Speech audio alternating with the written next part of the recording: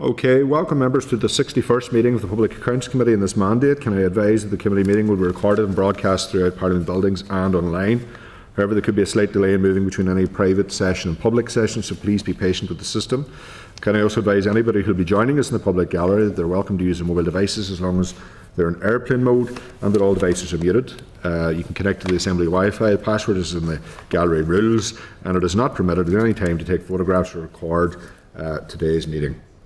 At the minute we have apologies from Cathal Boylan MLA, and we are joined online by Patrick Delargy MLA and John Burrows MLA, and all other members are present. Okay, members, can I refer you to the pack for a copy of the draft minutes of the meeting held on the 22nd of January, page 6-11 of the meeting pack. Members are agreed that that's an accurate reflection of the meeting. I'll sign the minutes. Members agreed? Agreed. Thank you. Okay, members, as is procedure, I'd ask that you have considered the full agenda for the meeting and that any relevant declarations of interest are made early in the meeting to ensure they're recorded in public session. At this point, has members anything to declare? Diane? Yeah, APS to the Education Minister. Okay, thanks, Dan. Patrick? Yeah, former teacher and current member of the Board of Governors as well. Brilliant, thank you. David? Member of Board of Governors. Thanks, David. Chair of Communities and private members bill, just in case. Thanks, Hope. That it? Yep. Okay, thank you. Okay, members, we'll move on to agenda item 5. At matters rising, at pages 50 to 23 of the pack is correspondence from the Committee for Infrastructure forwarding all relevant documentation relating to the road openings by utility companies. Members, in your table papers, a response from the Department of Infrastructure to queries raised following the evidence session held by this committee on road openings. At this point, I'll ask the clerk to brief the committee. Thank you, Chair. I just really wanted to touch on the correspondence from the Committee for Infrastructure.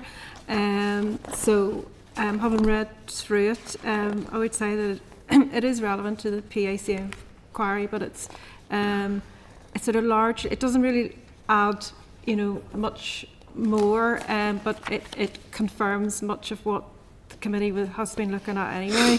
So it's, as I say, so it's relevant to be included as part of the evidence. It is predominantly descriptive, setting out existing legislative frameworks, processes and inspection statistics, and beyond that, then I think I would suggest it's worthy of noting and passing on to the Audit for consideration report. Likewise, the correspondence from the accounting officer from the Department for Infrastructure, that was just the additional questions the committee had following the evidence session. So again, that is obviously relevant for the inquiry, and in the same way should be noted and passed through for consideration in the report. Okay, thank you. Are members content to note this correspondence and forward it to the Northern Ireland Office being considered as part of the final report? Okay, thank you. Okay, at agenda item 6 for correspondence, pages 24 and 71 of the pack. There's correspondence dated the 16th of January from a member of the public regarding concerns over governance, risk and sponsor oversight at SIA. Members, do you agree to defer this and consider this in closed session under agenda item 10? Yep. Okay, thank you. Okay, members, at agenda item 7 is Ministerial Directions, Teachers' Pay Award 25-26. At pages 73 to 83 in your packs. At this point, I'll welcome to the witness table the Controller and Auditor General, Dorinnia Carville. And I'll ask, Dorinnia, you're very welcome. I'll ask you to brief the committee on this ministerial direction. Thank you, Chair. Thank you, members. So, presenting to you today, members' ministerial direction in relation to the 25-26 Teachers' Pay Award. So, you'll see in my letter that's in the pack, the accounting officer from the Department of Education wrote to me on the 23rd of December of last year to advise that the Minister for Education had issued ministerial direction on the 9th of December to proceed with the implementation of a 4% pay award for teachers, which would increase the Education Authority's pay bill by 38.3 million in the current financial year. The background to this then is that a 4% pay award was proposed to align to the recommendations of the School Teachers Pay Review body adopted in England and Wales. And the measure was intended to maintain pay parity across jurisdictions and avoid any industrial action. So why the direction was sought, following the December monitoring round, DE were allocated 25.6 million. And on foot of that, the Finance Director wrote to the Minister outlining 3 options with regard to the pay award, and I've outlined those 3 options to you in the paper. I suppose important to note, given previous ministerial directions that we've had in front of you, no recommendation was made by officials to the Minister, so he was given 3 clear options. The paper did note that if the Minister was to select options 2 or 3, that officials would require a ministerial direction because they would be unable to make a case that for compliance with affordability requirements of managing public money. And we've spoken before, and the Treasury Officer of Accounts has spoken to you, whilst affordability is not defined as one of the areas of managing public money, the definition does align to not in accordance with agreed budgets. And you'll see I have outlined for you there that at the time, in December, the Accounting Officer was clearly advising the Minister that the department was forecasting an overspend, a considerable overspend as it is, and any additionality, option 2 or option 3, he couldn't make a case for affordability. So in terms of procedure, the Accounting Officer sought the direction that's in your pack. The Minister approved the direction that's also in your pack. The next step then would be to go to Finance Minister or Executive. Because of the timing, members, and the urgency that was attached to it, the Executive wasn't scheduled to meet, so the Minister wrote to the First Minister and Deputy First Minister under urgent procedures, and they granted the ministerial direction. And that is also included in your pack, and the Accounting Officer then wrote advising me on the 23rd of December that he had a ministerial direction to implement the 25-26 Teachers Pay Award. So procedurally it is in accordance with the requirements of managing public money. Thank you, as always, and again, similar to the discussion we had at this committee last week, there seems to be a trend that is reoccurring. One that is worrying in terms of public finances and stability, and again we're seeing the use of these ministerial directions whilst the process seems to be correctly followed, which you've confirmed, and the reason given for such is 2 parts: risk of industrial action, which you've cited, the other is the impact on children's education, I think that they have also said. But that aside, ministerial directions, whilst they've been used very frequently here, should only be used for exceptional reasons, and unfortunately it seems to be becoming the norm. I just have concerns, and just from a public interest point of view, what are the implications for going over budget for the department? How do they absorb these costs? Is it just an overspend and that has to be dealt with in the next financial year? So from my perspective, Chair, obviously I don't deal with the budgets per se, I'll deal with the accounting. I think we have spoken before that, and we can see from what the Accounting Officer is highlighting at a point in time, there is increased risk of excess vote. And if we are in that position, then the committee will be aware. I will bring that to you, and you will have a role then to consider regularising that and putting that to the floor of the Assembly. That said, we also do know there's with the monitoring round process, etc., I can never confirm an excess vote until the end of year. And just from your perspective as the CNAG, are you aware of any similar directions that are forecast from any other departments at this point? So I have brought, this is the 4th direction that I have brought you in recent months. I have another one that has arrived with me this week from the Department of Agriculture and rural affairs, it's very different. It's not in relation to pay. It's for a much smaller amount of money. And I will be bringing that to you, and that's the only other one that I have been notified of to date. It is quite a peculiar situation that we're seeing a number of these departments coming forward now with these ministerial directions to basically spend money they don't have, and I have no doubt there's going to be significant implications for public finances if this trend continues.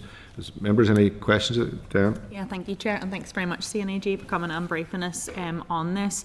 And obviously, you know, operating in a constrained financial environment really puts the pressure on this. And whilst the executive have agreed for pay parity in the public sector, our role here in this committee is around, you know, financial governance and what actually leads to that. And I think, as you've outlined, in terms of this, the accounting officers who we are looking at here and holding them to account, they're following managing public money by looking at this and saying, okay, well, if we do this, it's not affordable, and from what you're setting out, this is the process, and this is the way that it needs to be. And whilst challenging, the process is being followed, and I suppose it does point to where we want to be in terms of a multi-year budget, that if ministers are making directions and if they had, you know, flexibility over a number of years, which is obviously where everybody's wanting to be, it could lead for better planning around some of these things. But just from my understanding of this, you're saying the process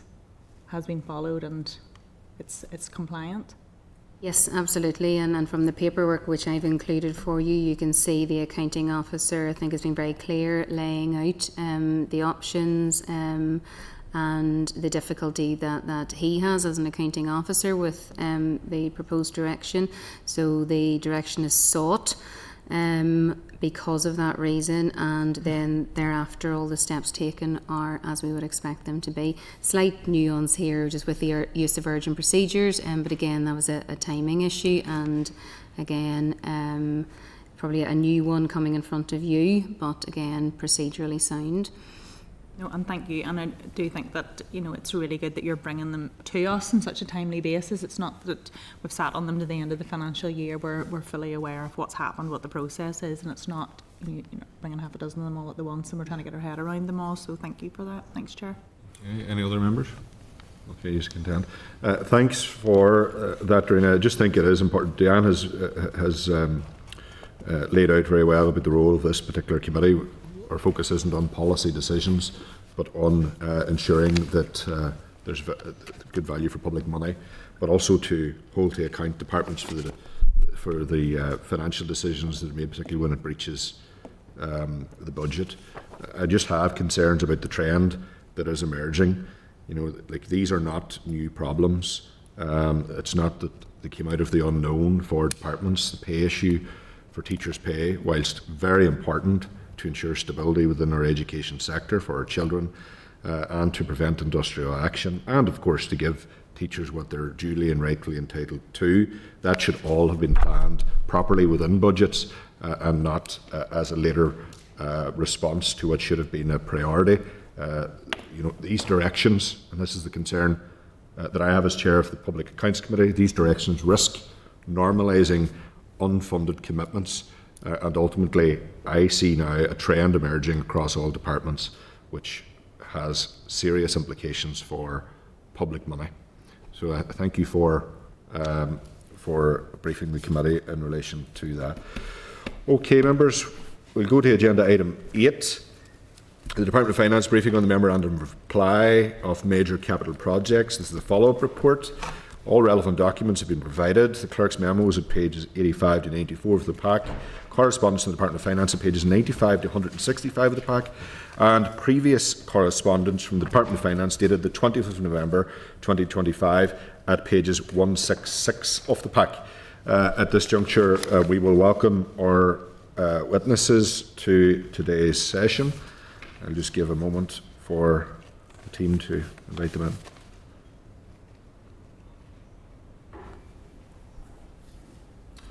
Okay, members, you'll join me in welcoming to today's evidence session Neil Gibson, the Accounting Officer for the Department of Finance. You're very welcome, Neil. Sharon Smyth, the Deputy Secretary for Construction, Procurement, Delivery for the Department of Finance. And Scott Wilson, Head of the Strategic Investment Board.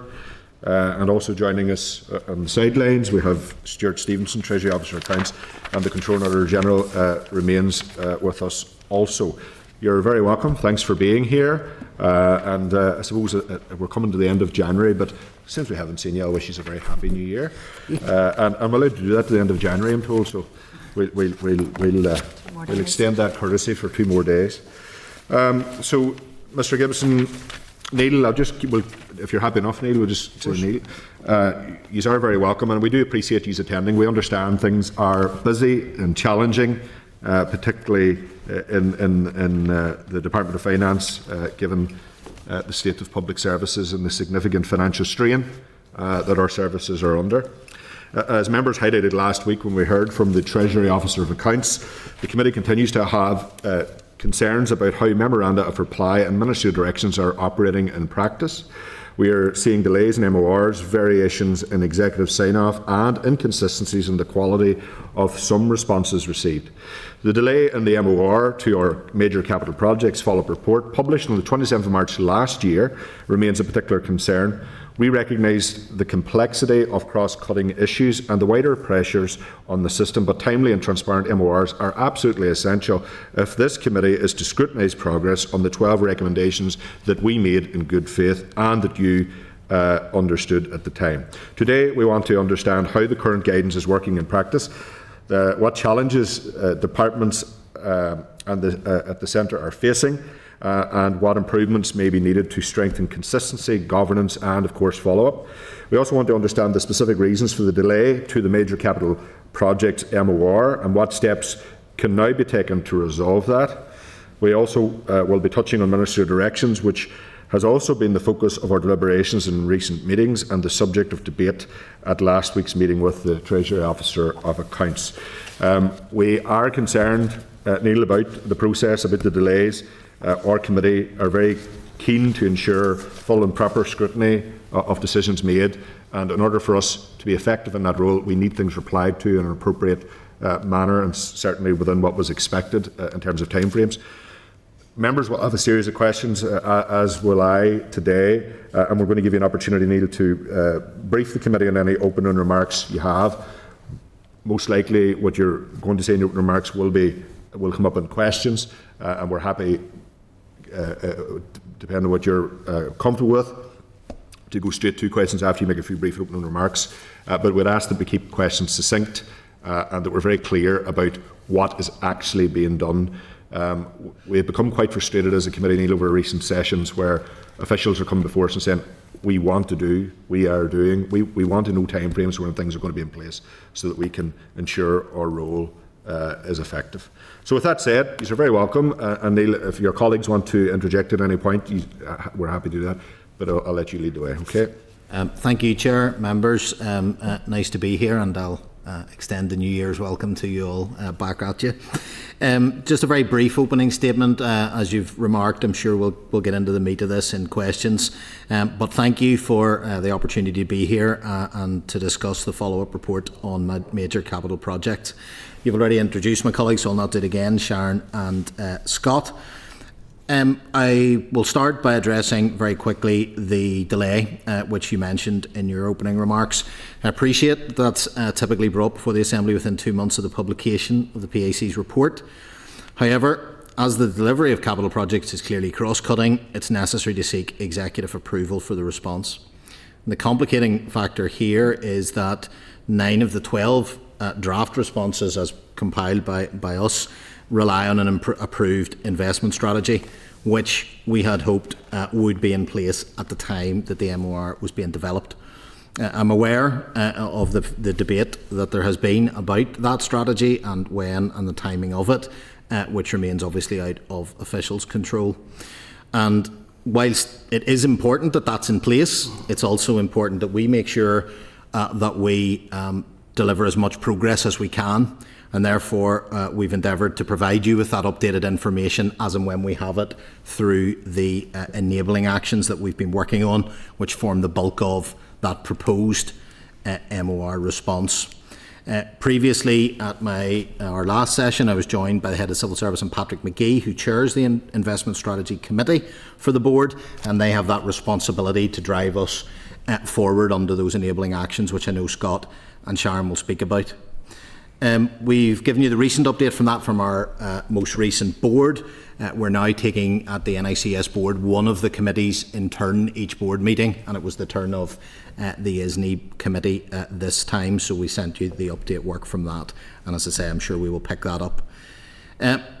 In closing, I do want to highlight that although major capital projects, largely the delivery of them, sit in other departments and not DOF, we do understand DOF's clear role here in terms of improving project delivery, and whether that's on the outworking of policies that we set or business case approaches that we provide guidelines for, workforce and staffing matters that we've responsibility, procurement matters. There is a piece of work being taken forward in all of them, and I'll certainly speak, and my colleagues will, to the work that DOF is doing where it can play a role. But as we've discussed in previous sessions, I don't have the detail about the individual projects that would be being delivered underneath other accounting officers in their departments. So I'll leave it with that brief opening remarks and look forward to answering your questions. Thank you, Neil. Members will touch on quite a wide variety of issues here, so that is very helpful, and let's just get straight to it. So thank you for those brief opening remarks. In your letter dated the 8th of October 25, you advised that the Finance Minister wrote to the Office of the First and Deputy First Minister on the 3rd of July 2025, stating that it was imperative that the Executive consider and agree an investment strategy to allow the MOR to progress. Has a response been received yet? I don't want to mislead the committee. I know that an ISNI hasn't been agreed, but as to whether I had a direct response to that letter, I'll need to check that for you. Apologies, I should know that, but I don't. Sorry. That is a very important question, and something that should stand out to you as to whether or not that has been responded. It's actually a key element of today's wider discussion. So I would appreciate if you'd give us some clarity. Yes, I can. And I don't want that the committee thinking that means I'm not paying attention to. We obviously have discussions ongoing about ISNI and where it is and when it is. Obviously, in the formation of a budget, that's a very important document. So we have been keeping close to, but I just don't want to mislead as to a formal response to that letter. So I'll come back to you on that. Okay, I appreciate that. What update can you provide on progress in agreeing an investment strategy right now? Sadly, very little from our side. Certainly any of the material that we've been asked to provide for that has been provided. That still remains in the political space, I'm afraid.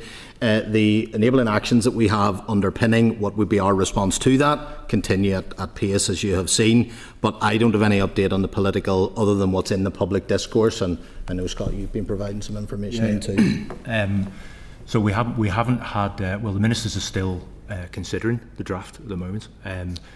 Since this time last year, when you gave an update, when the programme for government was published, we did produce a draft based on the People, Planet, Prosperity approach in the programme for government, submitted it into the ministers. We got responses and fed back on their comments. That was around Easter time.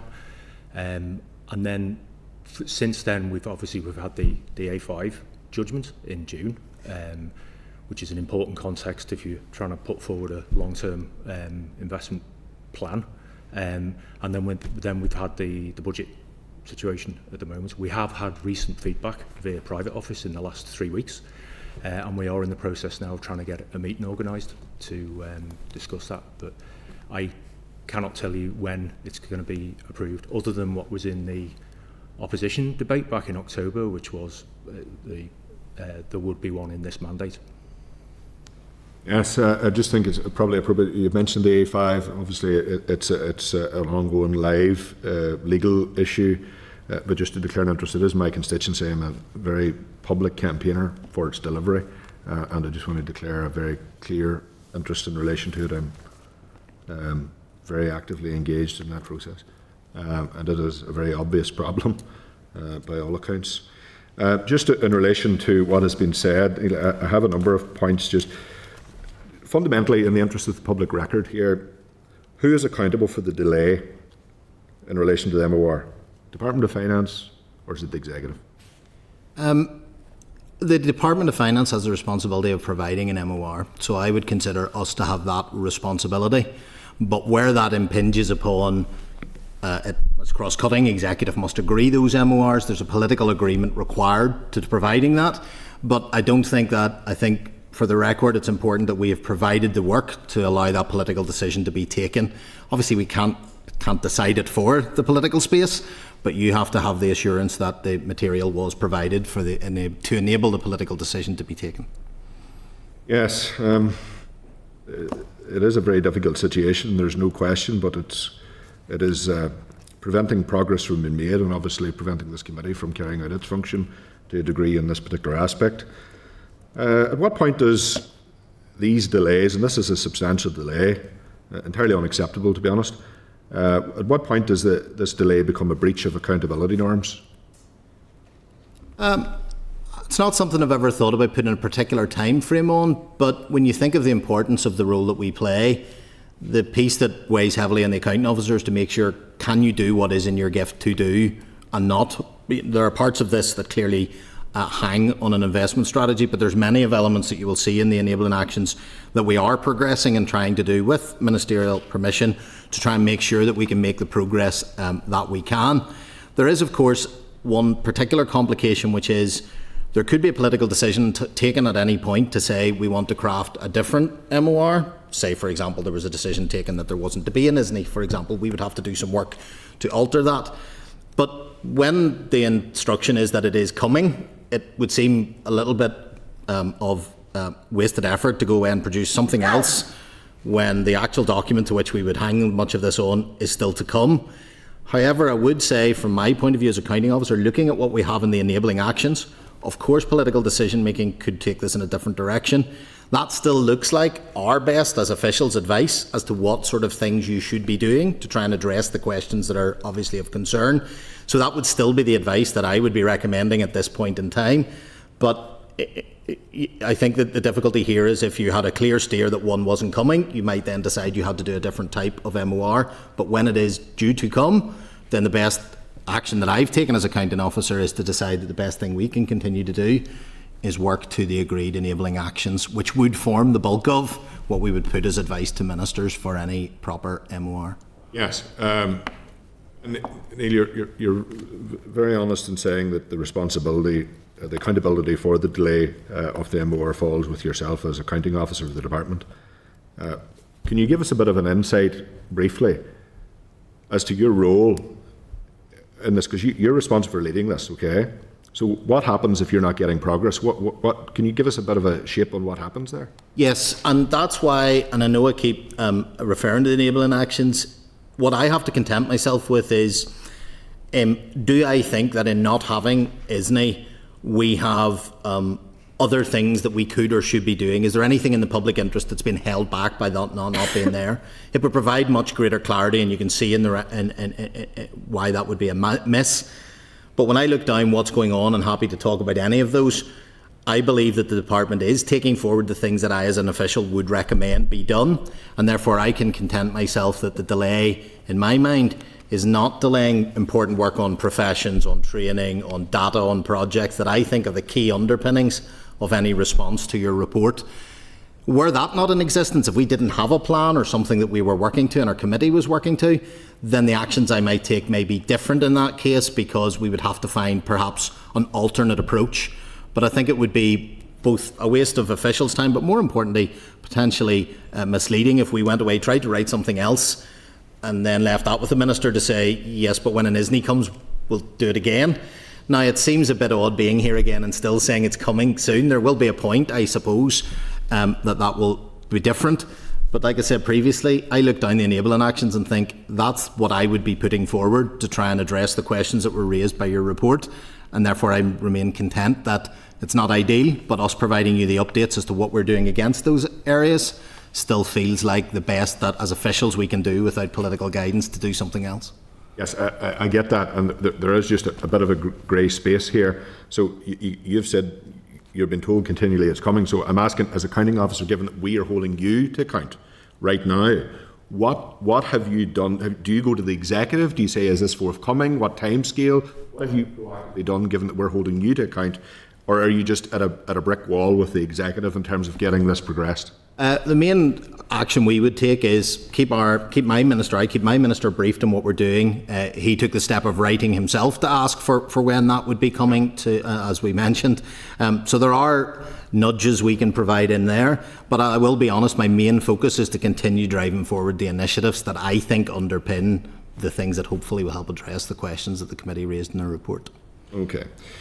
You've told the committee that the principal reason for the delay in issuing the MOR is that 9 of the 12 recommendations rely on the governance arrangements established under the draft ISNI report. When specifically asked, you provided updates on the remaining 3 recommendations on the 20th of November 2025, just prior to Christmas. Do you consider that progress in areas which could be reported to the committee could and should be provided more proactively to avoid the committee having to chase continually for these expected updates? Yes, we're very happy to take the committee's steer on whether, for example, we provide the highlight report every quarter, which takes all 12 and includes areas that would overlap there.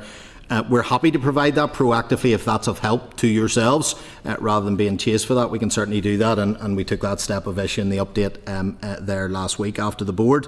But obviously the hope is that we won't have to do that much longer, but as that continues, yes, we're happy to report on all the progress that we're making. Sharon? I suppose, I know you've asked for, progress in the 3 that aren't linked to ISNI, but you'll recognise that one of those also needs minister or executive approval. It's about alternative mechanisms for delivering major capital projects. But for those 3, we need to put them as a bundle, as an MOR to the executive. So as officials, we are doing as much as we can in terms of our line of business under the direction of the NICS board, because Jane took the decision even before the PAC hearing to set the ISNI committee up to make sure that she is assured that we are taking actions to address the root causes. And I suppose the draft MOR that went to our minister, and then the decision was that we can't really put this ahead of an ISNI, because we would be bringing effectively to the executive something that they haven't agreed, because really what the MOR relies on is the governance arrangements and the mechanisms that we're putting forward, so they could agree, accept or not accept. So even those 3 recommendations that aren't specifically linked to ISNI, the executive has to agree to accept them for us to provide progress in terms of the executive's approach. I hope that makes sense. So the MOR really is a ministerial or an executive response rather than an official response. So I think the best that we have been able to do is to provide regular updates to the committee, and we're happy to continue to do that. We're hoping that it doesn't take any longer, because we really want to, we're very linked into the rest of the UK. We know there's a national strategy, we know there's a strategy for in the south. We really want a strategy in the north, so we can say we have a strategy, and underpinning that strategy is our approach to how we're going to take it forward. So that's really what we're trying to get. Thank you. Okay, I come in later in the session. We'll now go online with Padraig Delargy, MLA, that's coming in remotely. Padraig, you can see and hear us okay? Thanks, Chair. Yeah, and thanks to the panel members for your answers so far. I just want to start by asking about the delays and how they prevent action. So how does the delay in ISNI prevent action being taken to ensure a clear understanding across the civil service of the importance of gaining social licence? Thank you. Actually, there are, as Sharon's outlined, the executive could make different decisions. They might agree to go or want to set a different political direction. But there has been quite strong conversations about the concept of social licence, and it's actually one of the enabling actions we've been able to make most significant progress on. And Scott and I were actually just chatting about that this week. You might want to reflect on some of it's one of the ones we've been able to push on most significantly, as although you can never go ahead of a ministerial decision, certainly the feedback so far has been almost universally supportive of the concept and the importance of social licence. So it's actually one we've made quite good progress on. I'll let Scott fill you in on that. Sure, yeah. It's enabling action 8 in the pack, and we have, as Neil says, made very good progress on that. What we've done, the steps we've taken with that is that we have put forward a definition to get broad agreement on exactly what it is. I know this has been talked about in this committee before, and I will read out the definition that we've established. So it's building and sustaining buy-in and trust from stakeholders, including the communities and places where projects happen, enabling statutory approvals to proceed and delivery of the right thing to do and in the right way. So We have got that set out as a definition so that everyone understands what we're trying to do. It also helps to understand the difference between social licence and social value as well. We have been so our view is that social licence has to start right from the beginning. So there's no point applying social licence to a project that has a contractor on site, because you've missed the point. So we are going back. What you have at the very start of a project is a document called a risk potential assessment, which sets out, it's actually used to decide whether a project needs to go through the gateway process or not. What we've done is we've added in elements of social licence there, where you decide from a risk perspective whether you need to set up a social licence workstream, which is actually in the PPN. That's how it's defined. What that does then, that triggers a project, needs to set one up. They engage with SIB. We've got some resources now set aside for this. We've been writing guidance and a toolkit. We've picked the McGee expansion programme as a pilot project, because probably since we started doing this and we set the ISNI committee up back in May 2024, that's probably the first big project that's actually initiated from the start. So we're working with the DFE team in there. We've got them a resource, so they now have a dedicated social licence workstream in there. And what we're planning to do in the next number of months is it will no longer be an enabling action. We will look to operationalise it. So we're bringing a business plan through the SIB board early in the new financial year. So you asked, how does not having an ISNI delay that? It hasn't delayed it. We've got on with that. That's one we've had great success with.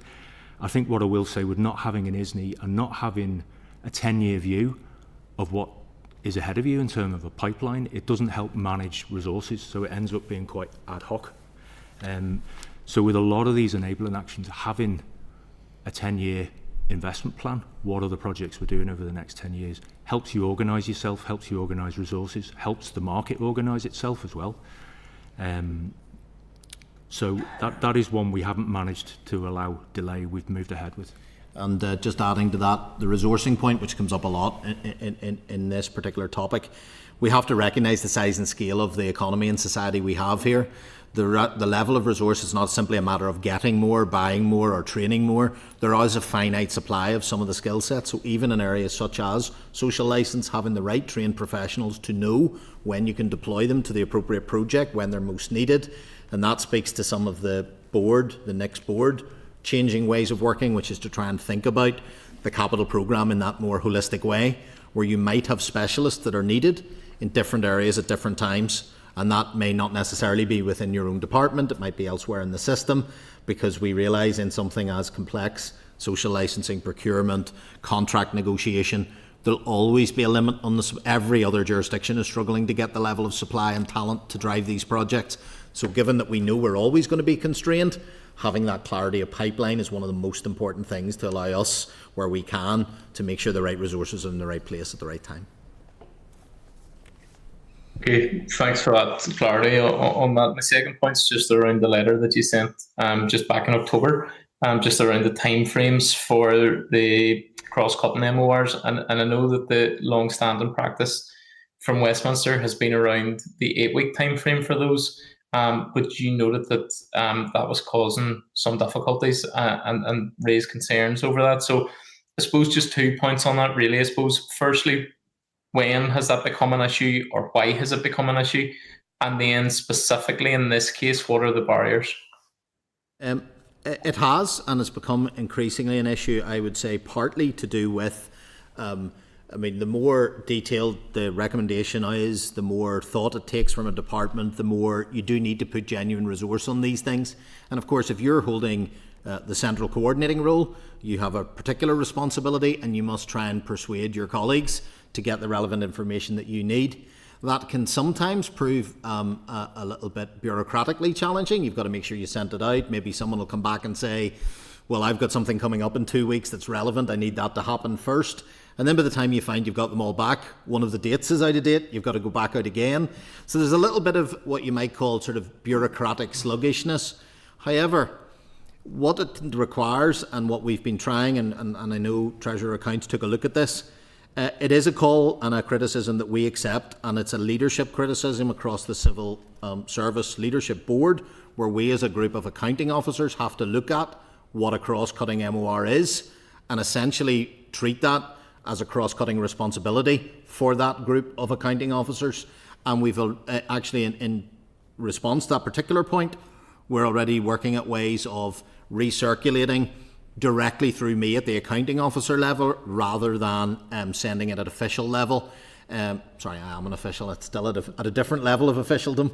So one of those key escalations is, as we've reflected on the 8 weeks, and Stuart kindly came back, and essentially what that said was, yes, there are bureaucratic reasons, but you could do better. So one of the ways we're going to lift that up is by having, and in fact we did it last week, have a more regular conversation at our PSS meeting to say this is an accounting officer responsibility to make sure that whichever one of us is holding the coordinating strings has the support of all other accounting officers. I think historically, to be frank, we had let that work through the system and it came back through and then came up to you. I've recently seen one where I just wasn't content that the quality was quite where I would have wanted it, and I wouldn't let it go out. There was no way I was going to meet the deadline but not be happy with what was going out in my name. So we've had to escalate that a little bit, but I think it's a fair and reasonable criticism. We asked it to be looked at. It's very easy to think you're getting so busy you can't manage to find the time. And Stuart and his team came back and very clearly said, no, you'll just need to do a bit better. So we take that criticism. So just on that, Neil, just to delve into it a wee bit more, I suppose, I understand what you've raised, and I mean the cross-cutting nature makes anything more challenging, right? So you've talked about the fact that if it's under your department, for instance, you then try and seek the support of other colleagues.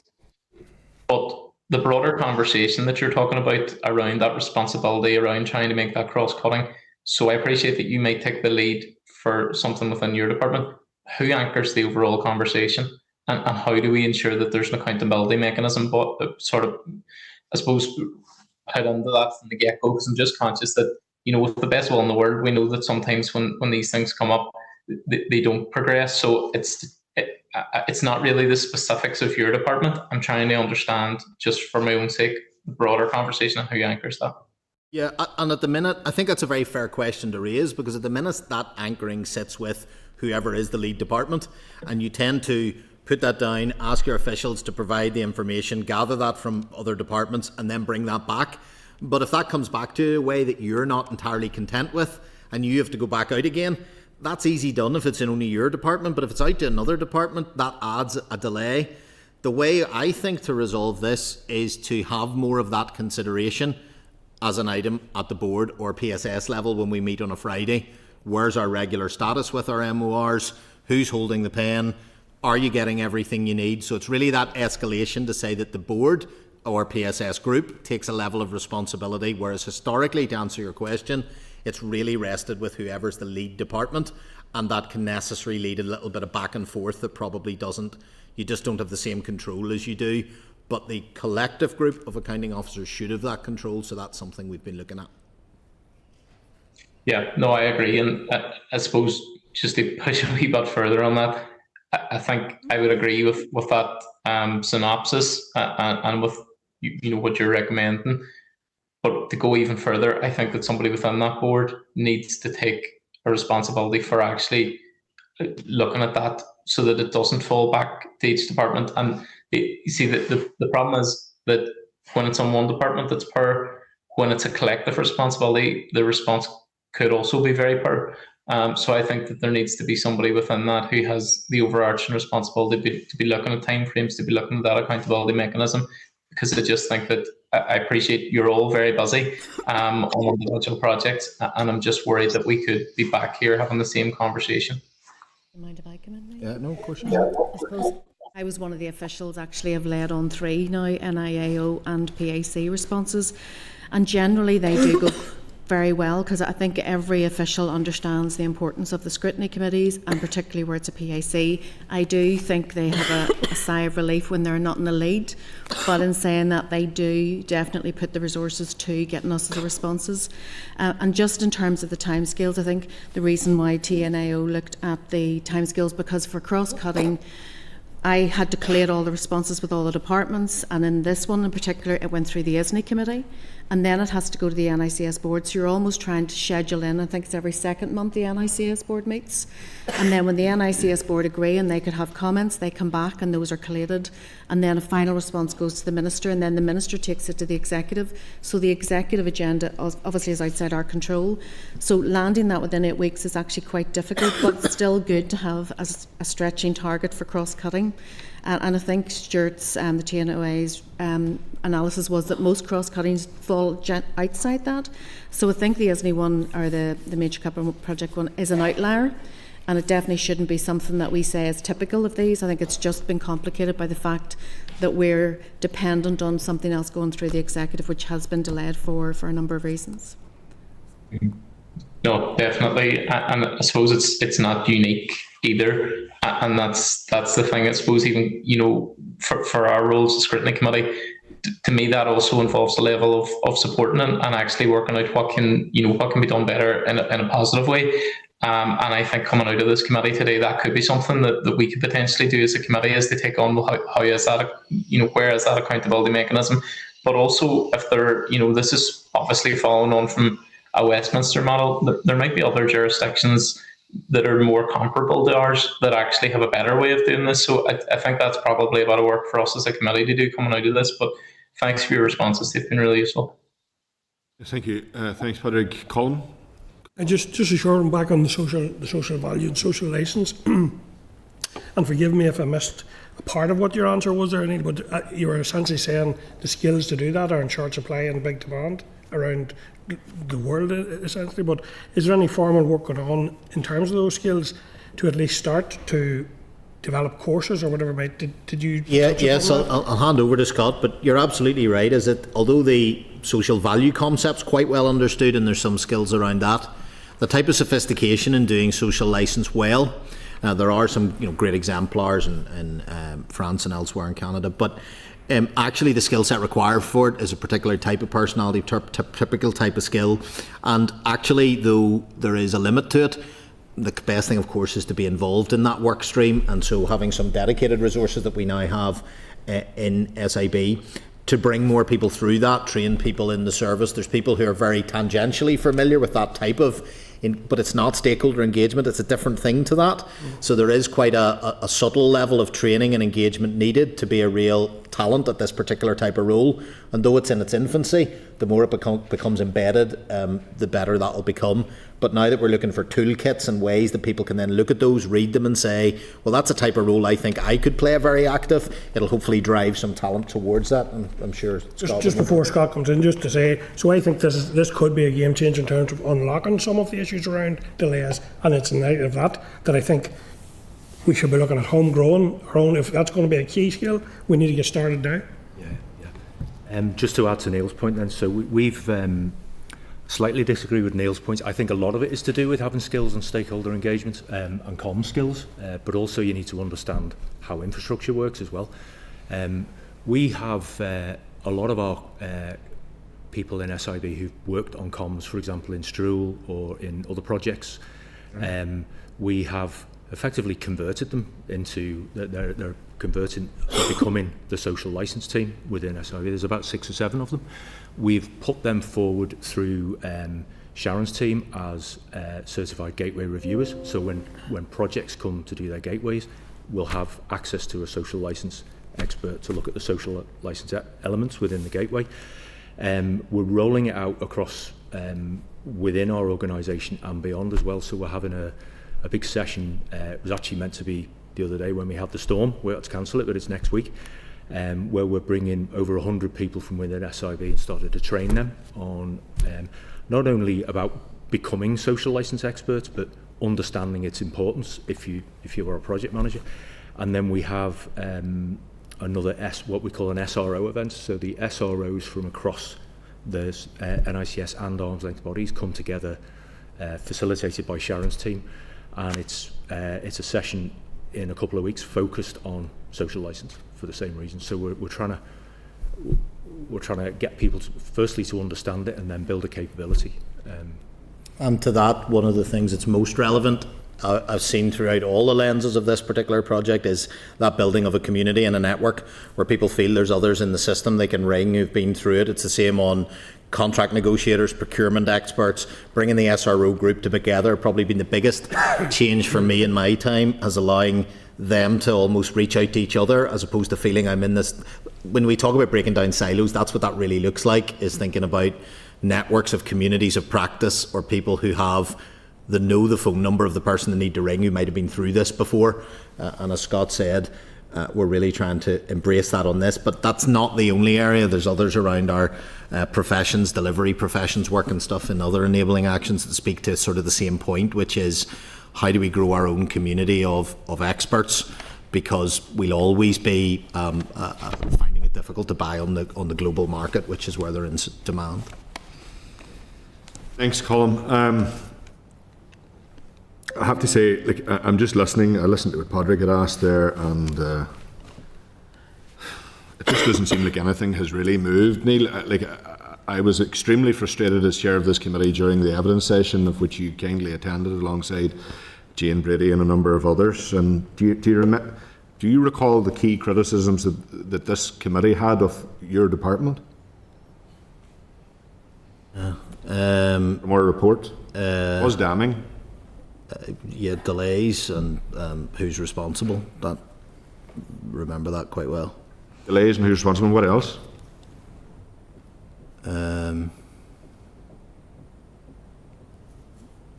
Lost overruns. Oh yes. Sorry, I was all my head was in governance and structures. I've deliberately just asked you that, Neil, because I want to remind you and remind the entire table of just how much of a concern this is for this committee. It was an extremely critical report that we published. It wasn't reached lightly, but the findings that we had made very clear recommendations. Following on from recommendations were actually made by a previous PAC in 2020. We're sitting in 2026 and I'm still hearing the same repetitive excuses. I don't believe it's acceptable. You know, you've answered a number of questions and you've said that there's issues in getting responses from the executive in order, but that's the same thing we heard, that the previous committee heard a number of years ago. Yes, the ISNI delays are now an issue as well, but it just seems to be a recurring dead end. But what has actually materially been done that recognised the concerns of this committee and is putting in place improvements? Well, I can only put forward what we consider to be, and I know you've said that you're saying the same old things. It doesn't feel like that to me in terms of what we've done around the professions, about what we've done around social licence, about what we've done around our procurement and updating our regs there. So it doesn't feel like that to me. If it does to the committee, I can only say I disagree that we're not making progress. If the exam question, however, is there some fundamental concerns about cost overruns? That is very clearly the case, and as we discussed at the last, the root cause report reflects on that problem that's facing globally.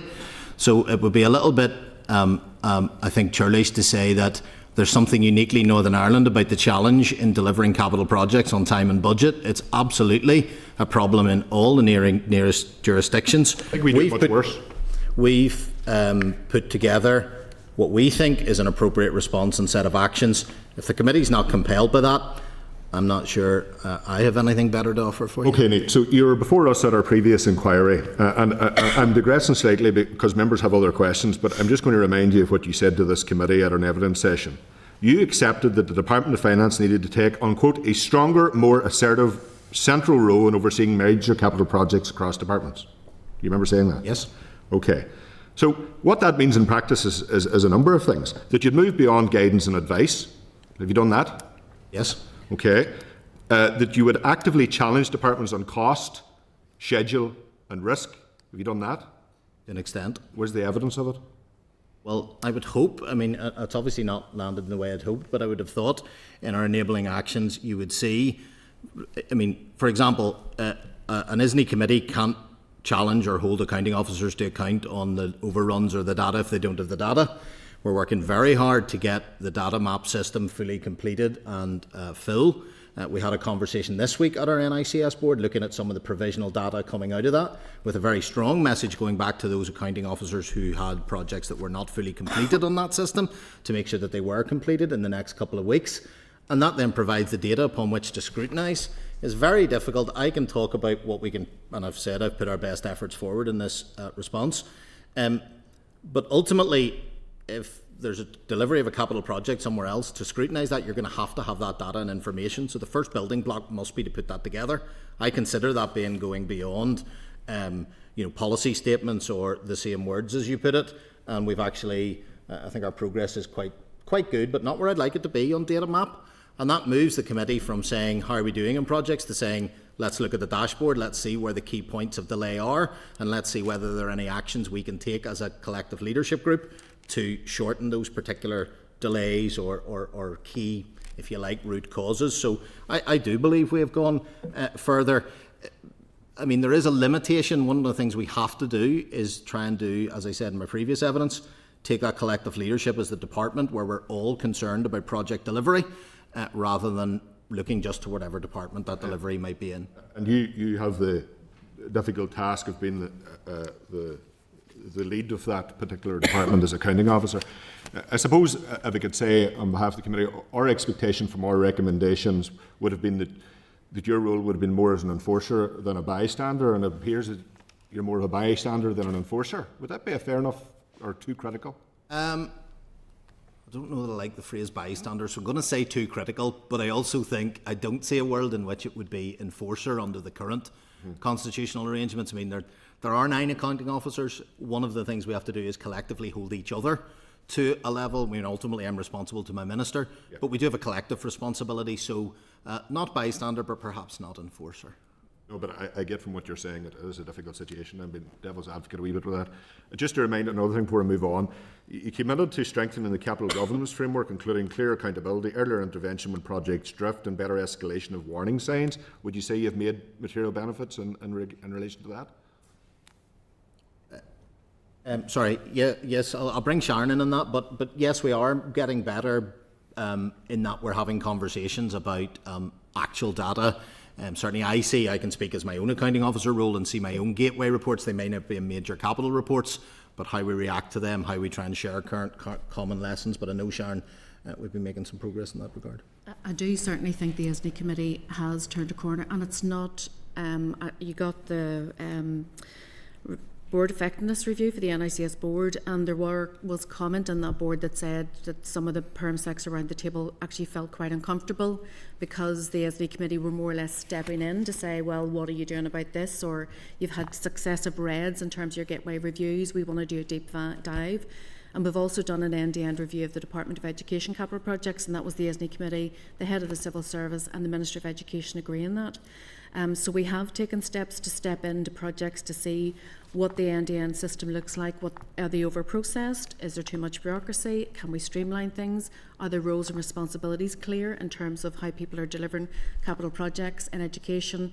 The next one we're moving to is health, and Neil's also commissioned 2 reviews in terms of integrated delivery models for Department for Communities in terms of their housing and education. So we are taking strides. It's not a comfortable place for most people, and we believe that that is the right thing to make people uncomfortable about the status quo, because we've had critical reports saying the status quo is actually not delivering.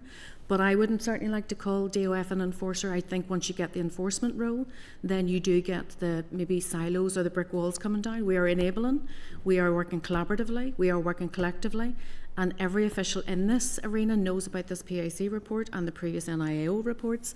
So this has not been taken lightly. And there is an uncomfortableness around the system, and I think that's right to have that until we get to a settled position where we can give assurance that the delivery models that we have in place are streamlined, efficient, and only as bureaucratic as they need to be. And I appreciate the forthrightness of it. Generally, I'm just ensuring that we do what we're expected to do as members of this committee. Neil, you positioned ISNI as the main vehicle for reform, stating that it set clear priorities for capital investment, improve sequencing and affordability, strengthen discipline across the system. You know, in terms of our measurement of success, so it isn't operating. So there's been really no progress in relation to that if it's the main vehicle. So ISNI remains unapproved. Overspends have continued to rise, delays have worsened, and many of our recommendations, made just short of a year ago, remain unimplemented. So there's a really clear concern for me as chair of this committee that there's an accountability gap between what you promised as accounting officer and what has actually been delivered. Now, you've pointed to the frustrations as to why that is the case, and I appreciate you being forthright, but this does not seem to be moving. That's the key point I'm making. Now, you've attempted to answer, and I appreciate it, but I'm just reminding you of how difficult that process was when we were going through that inquiry, and just how frustrated members in this committee collectively were in relation to our findings, and more so now that nearly a year down the line, we're not really seeing any implementation, given that you said that ISNI was the main vehicle for reform, and it's just not there in practice. Yes, and obviously, I think most would recognise that a clear pipeline, when you finite resources, understanding what's coming next, would be a prerequisite for having a very strategic response to capital projects. That doesn't exist, and that's outside of any official's control. It doesn't mean we can't do anything, and hopefully we've tried to articulate what we are doing, and we'll be in good shape when it comes. But there is a limit to when you're sitting, as I have in the other role, in helping the team to craft budgets, and you don't have the ideal, the dream scenario is you already know what that programme of key project is and in what order. Yep. And you don't have that, it is suboptimal, and there's a limit to what we can do. But I hope you can see that we're not taking the lack of ISNI as not making sure that all the bits are ready to go when it finally makes its way out. No, I get, but I think the point I'm making is it's a major stumbling block to actually seeing effective change. That's the point I'm making. Yeah, okay, could I maybe come in there? Just very briefly, because of Tom. Then, okay, go ahead, Scott. All right, sorry. Just to what I have done is I hear you say your recommendations are unimplemented, but if you actually go through the enabling actions and try and cross-check them with the recommendations, things are being implemented. So our enabling action 1 aligns with recommendations 10 and 12. Enabling action 2 aligns with recommendations 11 and 12. 3 with recommendation 9. Enabling action 6 with recommendations 2 and 5. The procurement recommendation number 7 with recommendation 7. So we are on the social licence. Enabling action 8 lines up with recommendation 8. So I understand your frustration that the recommendations aren't being pushed ahead, but if you actually look at the enabling actions we're doing, they are in effect activating your recommendations. Thanks for the clarification. Tom? Thank you, Chair. And we'll just follow on from where the Chair was and his line of questioning. And at a previous committee, you advised that where possible, progress continues to be made on the 12 enabling actions. That was agreed by the board in May 24. Now, you've touched on some of them, but I want to just go back again on what has actually been the demonstrable impact of those enabling actions to date on the delivery of major capital projects. Yeah. Okay. What can we look at to see that this has been done and this has been delivered? Because as a committee, that's where we're coming from. We want to see what has been delivered from what mechanisms you just put in place to allow that delivery to take place. First point I'll make is that a lot of these enabling actions deal with the early stages of a project. So if a project's got on site in construction, it's less likely to have delays or problems there. So our interventions are targeted at the early stage. I mean, I've mentioned the social licence, where we are now making a difference to the McGee expansion programme with a social licence resource in there and a work stream. The business case, enabling action 3.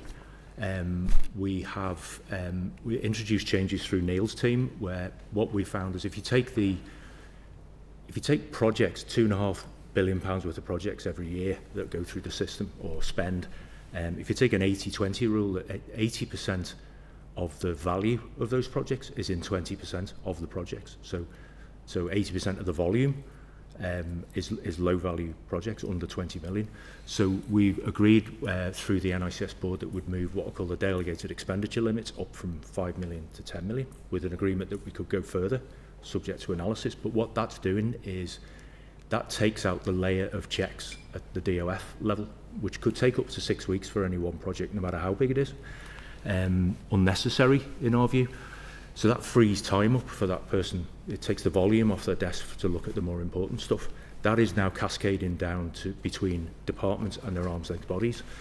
So, for example, in housing, the Department for Communities has moved the delegated expenditure limit with the housing exec up to, I think, 12.5 million now from 7 million. So you could get a housing development in the order of 200 units through with just the Housing Executives Board approving it and not having to go through the departments.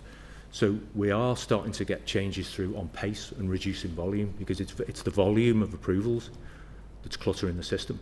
So we are already seeing a difference there on that one. If you look at enabling action for the Planning Improvement Programme, which is largely DFI's business, but we've added it into the enabling actions. They've made a series of changes around validation checks, around statutory rule for public engagements. Recently pushed forward the strategic planning policy statement edition 2 on renewables. And actually, if you look at the results year on year, so the statutory target for a major application, or considering a major application, is 30 weeks. In the first 6 months of the previous year, that was nearly 41 weeks. For last year, that's down to 34 weeks. So it's not hitting the target, but it's getting closer to the target. So we are starting to see benefits coming through from these enabling actions already. I were to ask you then, if we take the 12 enabling actions, and I were to ask you what pace they're moving at, you know, was it slow, was it fast, is it dead slow? What pace do you think they're moving at?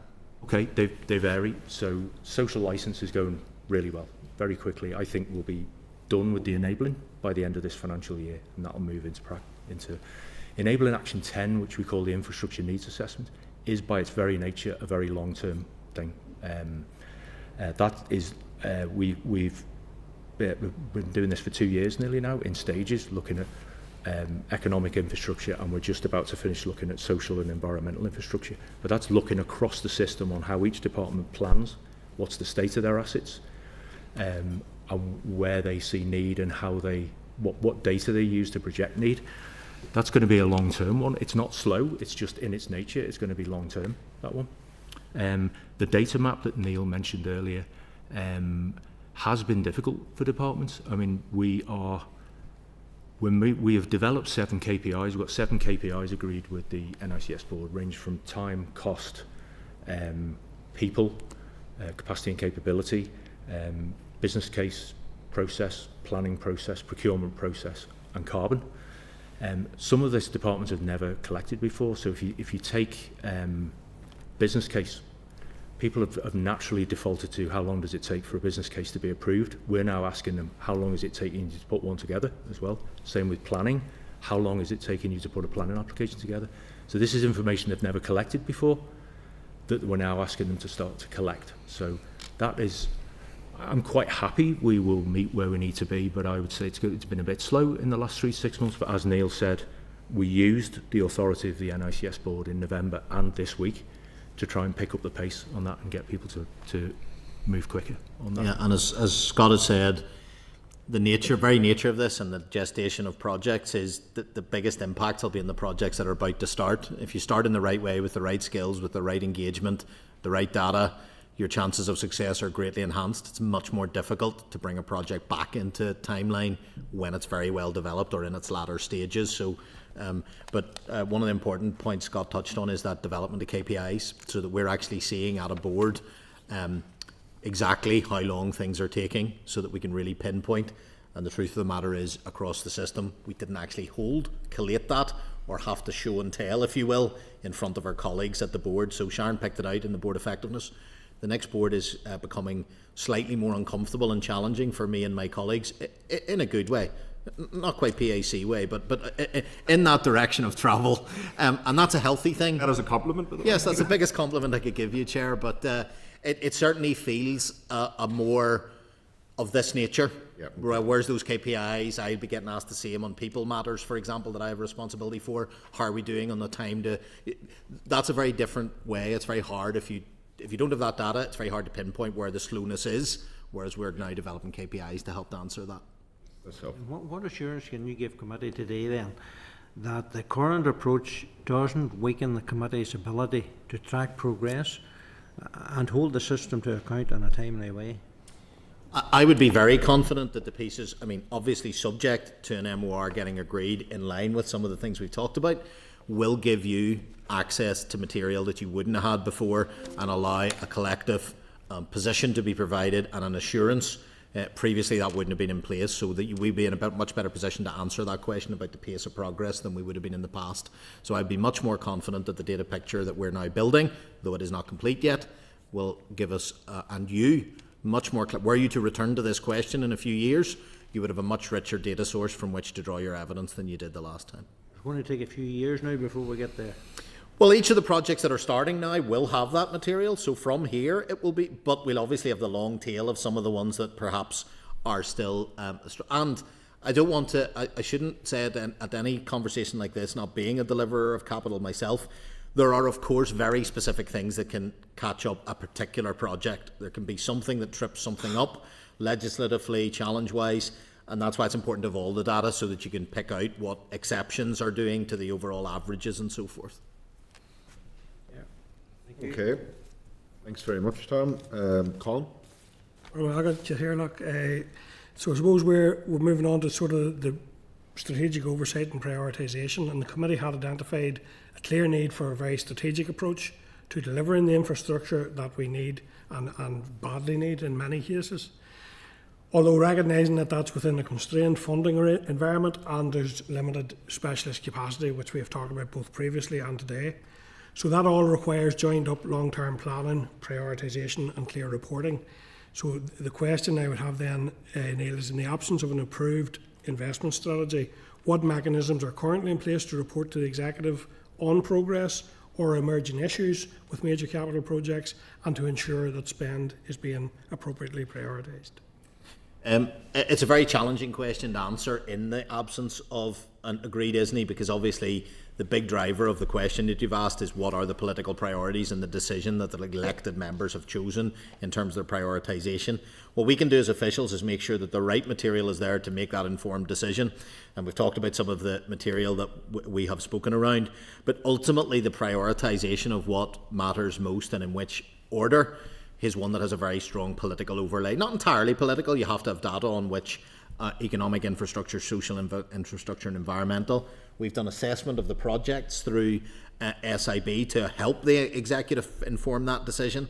What I feel confident in saying is that the material in terms of the data, in terms of the access, the understanding of the people where they are in the system is in a much better shape for when that arrives, in terms of that we cannot make prioritisation decisions as officials, of course. Well, and that brings me back to the actual question. So, although I accept there are all those elements to it, I had asked what mechanisms are in place, short of an ISNI. What's the current mechanisms that allow this progress to be tracked and reported? Well, one of the reasons that ISNI matters is because it would bring that level of cross-departmental view of it that you don't have at the minute. As it stands at the minute, you have a very, what I would call old school approach to bidding for capital money at a budget time, and cases made for different projects, and you'll have different political brokerage around that. But in terms of the decisions that DOF can make about what the capital allocations are, they're coming purely from that bids process and our detailed knowledge of departments through supply and our teams, but they are not coming from any direction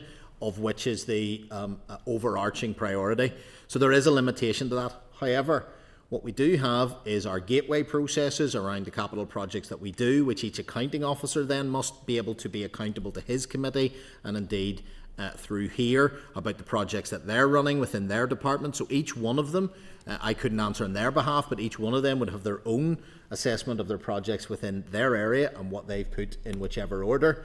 But of course the big hope here is that we now have systems that allow that to be taken in a more collegiate way rather than just within departments.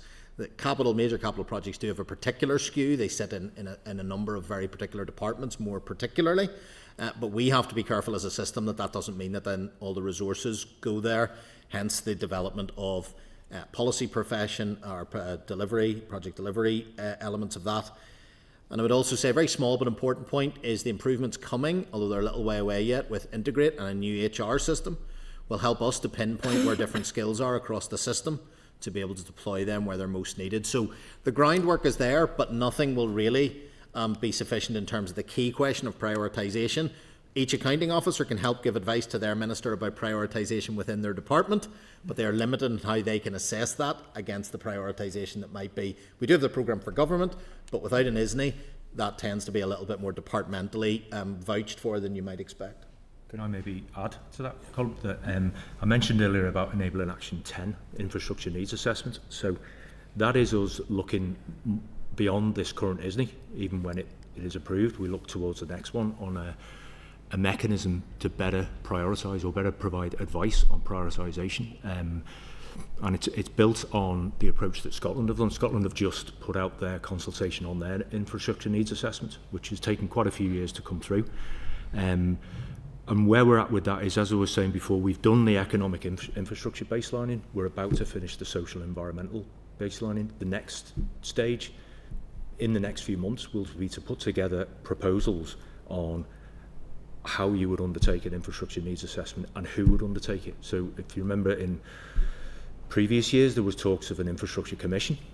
This is the kind of thing that an infrastructure commission would do. It would look, that's what they do, commissions. They look at needs assessments and provide advice, what the National Infrastructure Commission used to do in London, but that's merged to form the what's called NISTA now in London. But we are looking to bring proposals for how we would do it differently in the future.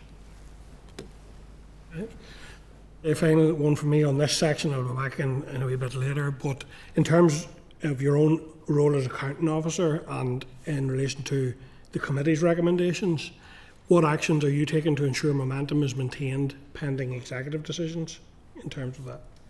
There's a couple of things. I mean, obviously, as an accounting officer, for me, with limited capital within DOF, there are a lot of areas that don't fall in the same way that they might do into infrastructure, health or education.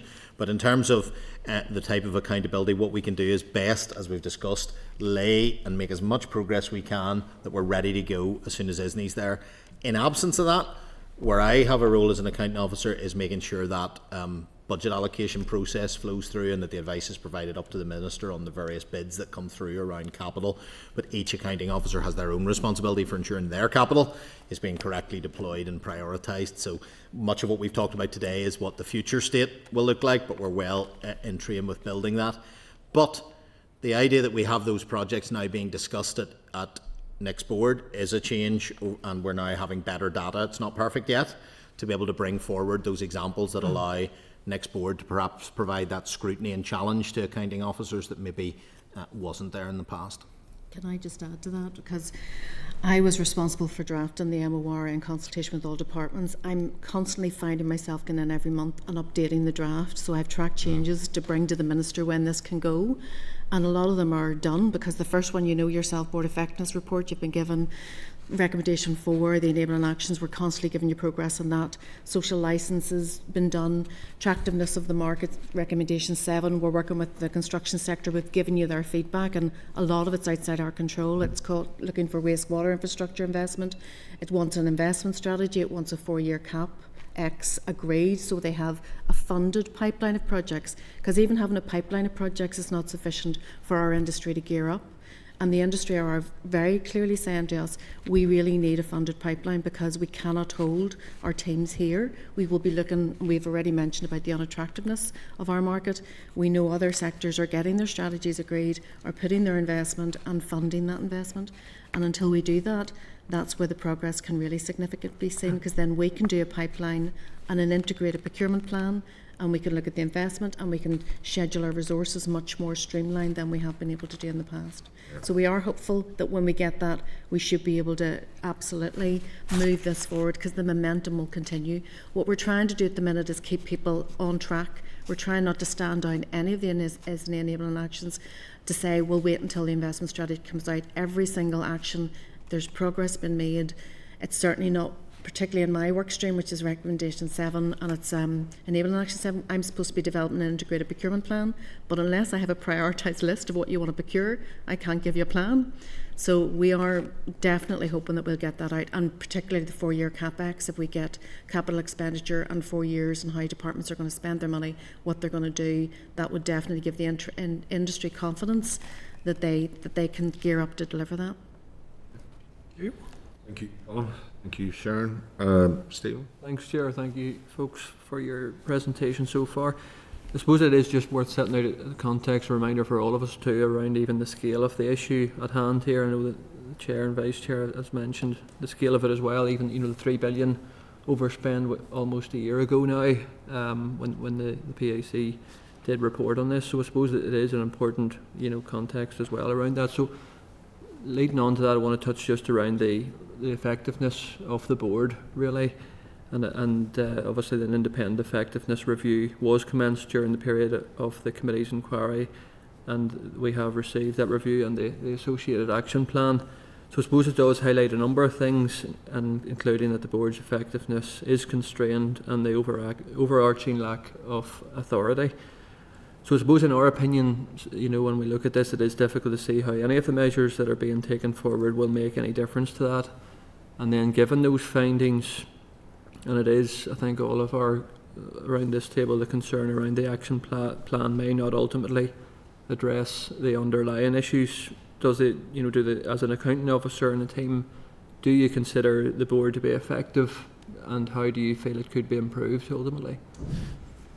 Well, within the constitutional arrangement that we have, I believe it's stepping up to be as good as it can be. We've, as you've seen in the board effectiveness response, there is more challenge being put to us. Non-executive directors adding a new challenge, a theme of collective leadership and joint problem sharing, etc.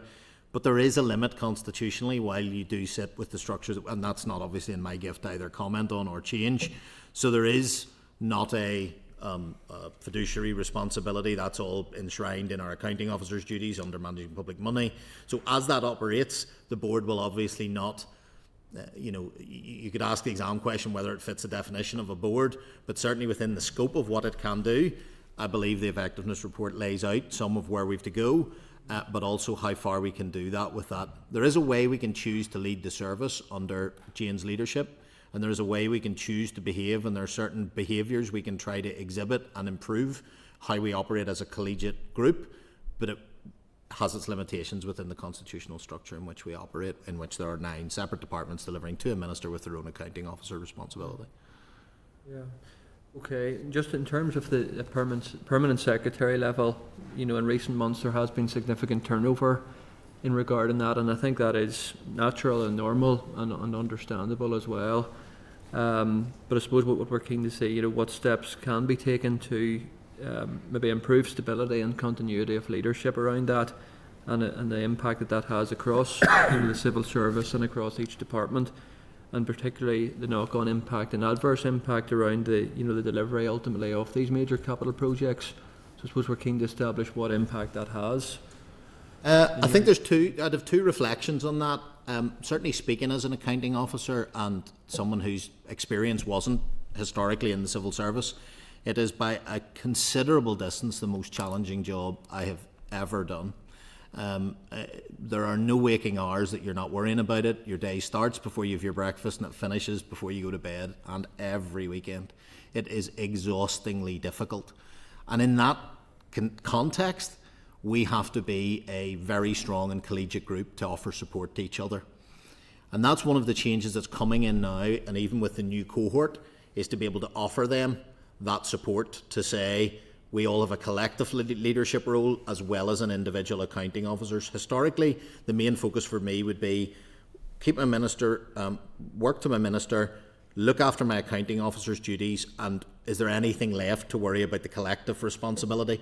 We're trying to make a shift in that, and to do that, it requires very significant delegation to your senior staff. Now, I'm in Duff, so I'm very lucky. I have wonderful senior staff. As he looks at Sharon, as you've probably gathered during this, as I've turned to them for all their expertise, even though you're not in Duff.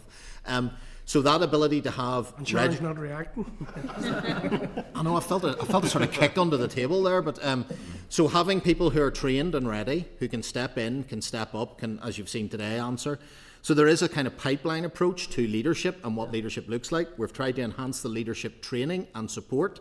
And as new permanent secretaries come in, and I'm sure they'll find it out very soon, there will be a much better onboarding and support process for them to make them feel that if you're dealing with something, the chances are someone else has dealt with it, and can you reach out to them.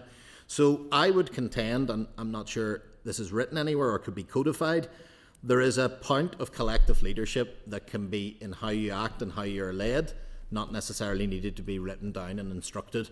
And we've tried to be much clearer now in our onboarding process, on our support work with those colleagues, to say to them, this is now a group of collective leaders, so my permanent secretary in infrastructure, his concerns or worries about project delivery do occupy some of my mind from a collegiate, not because I have any formal written down responsibility, but because as a leadership group we should be worried and willing to lean in. So I think a lot of it, in answer to the question, is how we behave, how we support each other, rather than any necessarily structural change.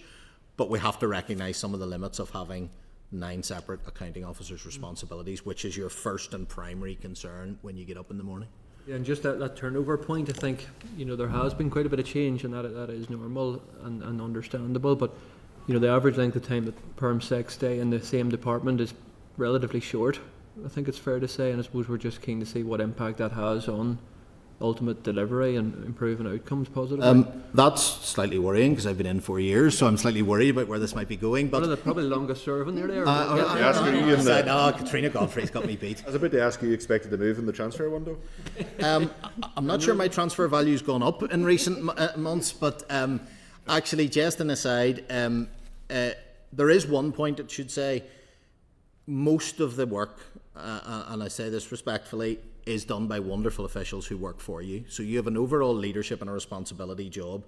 In fact, the hardest thing I've found in the role is not wanting to get into the detail because it's my nature, but actually you're sitting above that. So preparing people for that leadership, the biggest thing to do is the transition into senior leadership and stepping away from some of the detail. But in that regard, then, a regular turnover is less worrying if the people are ready to step up and are well supported and trained for that role, because it's not the same job as being a grade 3 leading an area of departmental priority. It's almost a sort of mindset change, and therefore it's probably not as worrying. I would have more worry about regular turnover in my heads of procurement or heads of public finance than I would actually have. I think I have a wonderfully talented team that if I stepped aside, somebody would come in and lead it just as well, if not better. So actually, although my concern would be more turnover if it's occurring at the key specialist subject roles, and actually if we train a good cohort of leaders, then it can be less damaging than you might think to have that rotation. Yeah, thanks, folks. Thanks, Stephen. Thank you, Neil. Tom? Thank you. If we look again at enabling action 6, progress has reportedly been hampered by reluctance from some departments to participate. So what action has been taken by the next board to address this lack of engagement?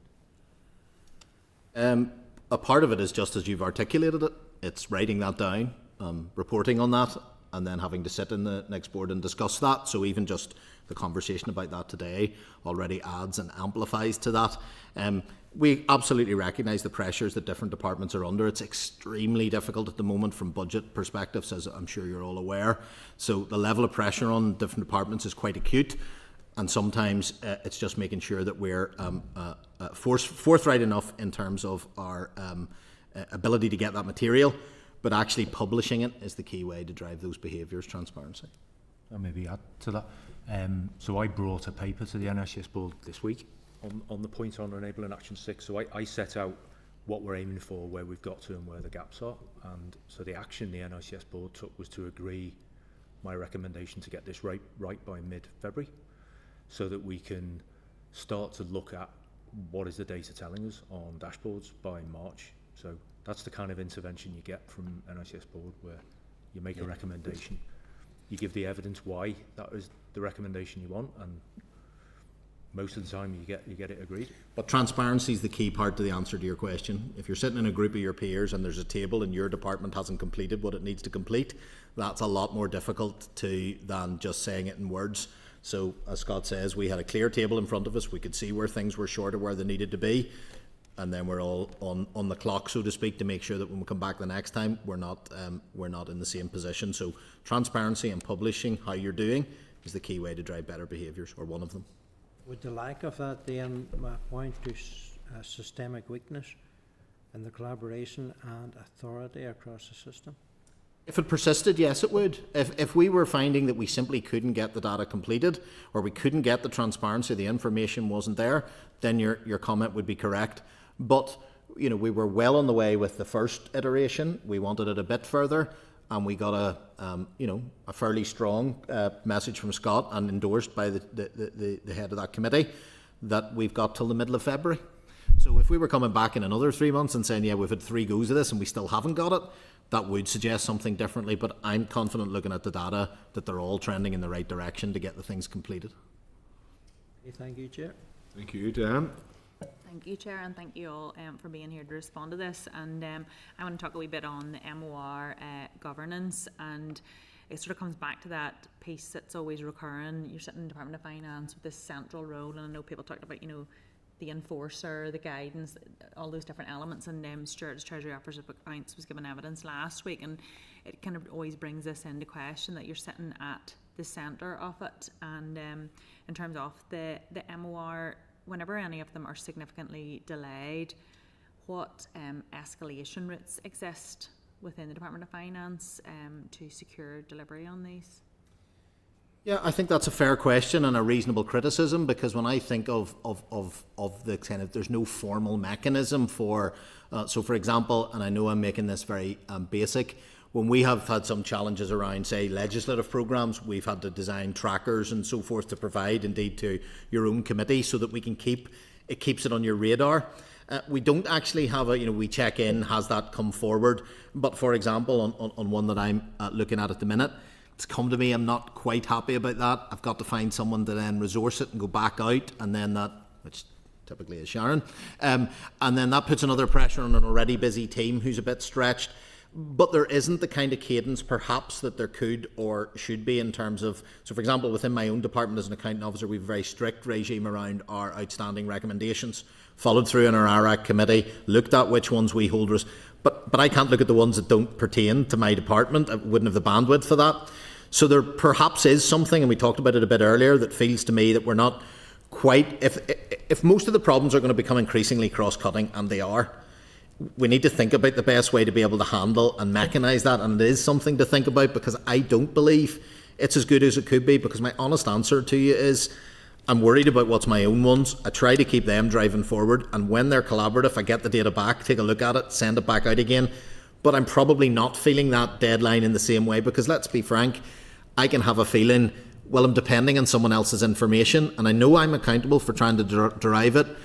But when it's not in my control to say, could you give me this by next Friday, there's a limitation to that. So I think there is a very good conversation to be had, which we're happy to play our part in, as to how you would best distribute that. There's also, and this will sound very self-protectionist, and I don't mean it to, there's also the slight risk that DOF ends up with an awful lot of them. We have a very small team for obvious reasons. And that becomes increasingly difficult to manage all of them, particularly when they're pertaining to issues. Like, you maybe get one in and you think, I don't think tonally that fits where I'd want it to be, but it's not my department, it's not my area. Am I happy to put my name on it, but someone else is really responsible for it? That doesn't feel right to me, so I'll always push back on that. That can really extend things. It doesn't feel we've quite got that right, would be my honest assessment, because I don't think I have the natural, I'm sitting worrying about my IRAC committee, about my own recommendations, the ones that I can hold and is in my gift. I don't think we quite have the structure right, would be my honest answer to that escalation of one where the responsibility lies outside my own department for the content, and we're thinking about what we might be able to do through next board and stuff around that.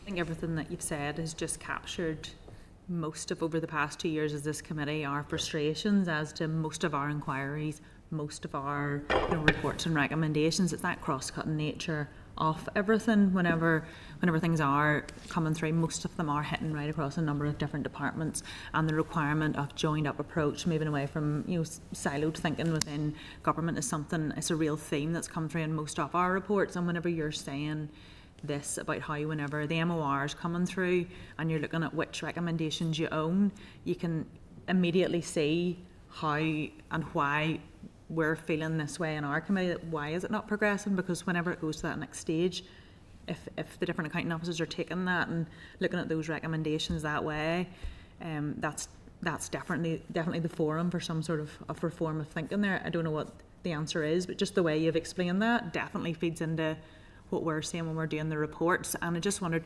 at what point so you sort of said there wasn't really the escalation process. I was going to ask about, like, at what point a delayed MOR would become a matter that you, as senior in Department of Finance, would consider executive level intervention, or taken any other action? Yeah, I mean, there isn't a sort of, trigger point that you say, well, it's reached a certain number of weeks.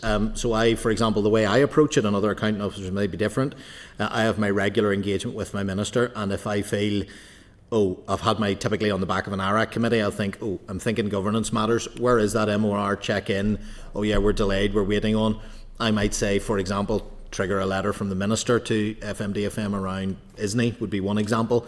But it doesn't necessarily go in right, that's 2 weeks past due. And that's something we could certainly think about. But your point is a very good one, and it's one I've thought about before appearing today. I don't have the answer either about the answer to how it would work, but I do think it's the right exam question, because everything is becoming more intertwined and cross-departmental.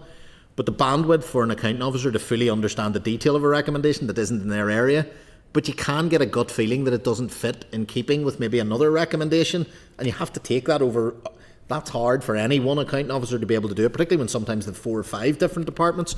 So I think it's a very real and lively and only going to get more of an issue.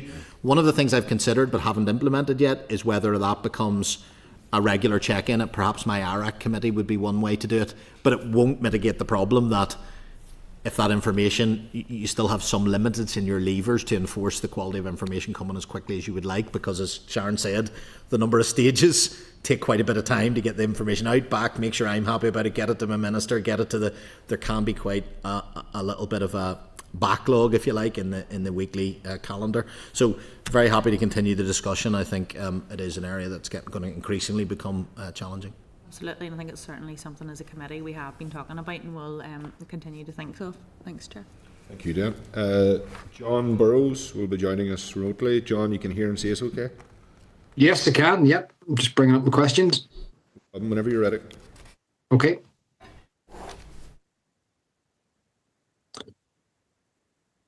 Okay. So just really looking at quality and assurances, how does the department assure itself that interim updates or highlight reports do not substitute for the formal accountability of an MOR? Well, it is important that there is a very particular definition about an MOR, and that requires going through the minister, for example, to make sure that that's indeed the level of response that a minister feels is appropriate. But I would say I'm trying to blur that distinction a little bit. We're trying to make sure that the highlight reports are reaching as high a governance standard as they can, though they don't carry the same weight as an MOR and never will. We're wanting to try and not make it a duplicative process, so that if we're doing good highlight reports, we're sitting on the type of content and material that can be slotted in when a relevant MOR asks in that area. So though they are not the same thing, we're trying to get the quality up. But obviously a highlight report, we can do that within our own structures without having, for example, a minister to sign off or any political overlay on whatever those recommendations are. We can take those forward as officials. All right, well, the next question sort of leads on, but it might come back. What steps can be taken early in the process to improve MOR quality and reduce the need for repeated correspondence? Just getting it right first time is what I'm... Yes, well, one of the key things for that to be able to do, if you can coordinate it, is to be able to say, you would think this sounds straightforward, ask all of the departments who have to feed into it at the same time, filter it through their same level of their own quality assurance, i.e. their accounting officer, and get it back to you. That sounds remarkably straightforward, but in practice proves not to be like that, because, for example, they might say, well, I have an ARAC meeting coming up next week. I need to see what that says before I can provide you that data. Or we're just about to publish a report on our new strategy on whatever this topic might be. So we want to wait till we've got that before we send it. And then by the time you get that information, the stuff that you got from the other people is now out of date, and you're looking down it and saying, well, that date's passed, I better update it. That's the kind of, sounds very low level, but that's the practical quality issue. If you said one way you could do it is say, well, I need a response within 14 days with all the information you have at that point. The risk is then that the committee gets something they'll feel is a little inadequate, which they'll say, well, this response refers to a strategy which has now been published by the time we've got this, and it doesn't refer to it. So I think there's a balance to be struck between setting a deadline when you need that response by and not allowing those deadlines to slip if they think, even where people think that might allow them to bring some additional information. The other thing, of course, is making sure that the quality is as good as it possibly can be. And I know this is something we've engaged with the committee before, making sure they're very clear, succinct, time-bound answers to only the question that's being asked and not a lot of additional information. And that can often be one of my most challenging pieces as an accounting officer, is trying to, as a man not known on stage for his brevity, I do like to see the responses being brief. And that can be one of the challenges, is where you have a lot of very good information, but maybe isn't quite as clear. Another thing, John, that I think is relevant, if you do have a cross-cutting one and you have 5 or 6 different departments writing the response, it's a very hard thing to make them look like a cohesive whole. They're not written in the same tone, language or pen, so there can be quite a little bit of what you might say editorial work that you probably wouldn't expect but is needed. But I think, to answer your question, one thing we can do, and we're trying to do a little bit more now, is accept that the world's always changing and you might just have to give your best answer at a point in time, and the committee just may have to be respectful of that you might be surprised to see, oh, there was a strategy coming but they couldn't tell me because it hadn't been agreed by the minister. So there is a sense in which we can probably be a little bit more formal about that. Getting it right in first time, of course, depends on ensuring you have the right quality to answer the question, and that goes back to some of the stuff we've talked about putting the right information in place so that it's there on top. Rather than, one of the things I like to do as an accounting officer is think about what you've asked as a recommendation and ask myself, might we be asked this again? And do we need to put a system in place so that we can answer it more routinely than we've done in the past? And a lot of what we've been doing on the enabling actions is to try and codify KPIs and things that we would expect you to see if you were asking in a similar inquiry in future, so that you didn't have to do the hard data mining that's had to be done, for example, in the gestation of this particular report. Yeah, I sort of pick up one piece there, and it's an observation for many years with the public sector. I think we're all guilty of it. Is flannel. There's a lot of saying in more words than you require, and actually being as concise and direct and relevant as possible is actually a culture change that we need. Yes, I wouldn't deny that, and with that I'll pass to Sharon as a man, not brief. You could not be any more accurate, Mr Burrows. As somebody who's had to implement some recommendations from a previous MOR, I was saying, what actually have we committed to? And there have been in the past ones where we have agreed in principle, don't know what that means. So we are very clear now that if we're accepting it, we're accepting it. If we're partially accepting it, what are we partially accepting? So when it goes out for that accountability grid and you're asked, have you completed what you said you were going to complete, at least we know, or if somebody else picks it up, what we've committed to, how long it's going to take and who's in charge. So I couldn't agree with you more. Flannel should be completely, it should be a red pen through that, certainly. Preciseness. Okay, I'm pleased to hear that. Yep. Thank you. Thank you, John. Colin, you're looking in briefly. Yeah, so I'm just wondering, is it not just a very simple way to do things better, where people are made very clear from the start? You're working on this project rather than okay, it's to do with this department, but for this particular project, you are working together, you are agreeing the languages you're using, and you are, is it not just a simpler way of going about it by making it project specific or outcome specific rather than department dependent? Actually that's a good point, and something that we do and are increasingly doing now, even on a policy question. We've done a number of really interesting things where, and I've worked with other permsecs to say, can we ask this team to just work and give us collective advice? Now we might put a different front end on it to give to our minister, reflecting their priorities, but the facts and the information should still be the same. In terms of responding to MOR, the challenge for that is almost always the ability to get the right people to be able to provide the bandwidth at the same time to be able to do it. So we might be able to say, we can free up Sharon for a couple of days this week to really focus on this, but the colleague in DFC may not be available this week because they're out. So although that in principle sounds the right answer, you are taking people, typically the people who can write these to the quality required and give me the assurance that I would expect, are pretty senior people, and you're going to take them out of something else to produce a decent answer. You can't always coordinate that as easy, but the principle you allude to is correct. I often say to my own minister, you will get the advice of officials, not your officials. It'll be whatever the best answer is of the service. They may not be officials in DOF.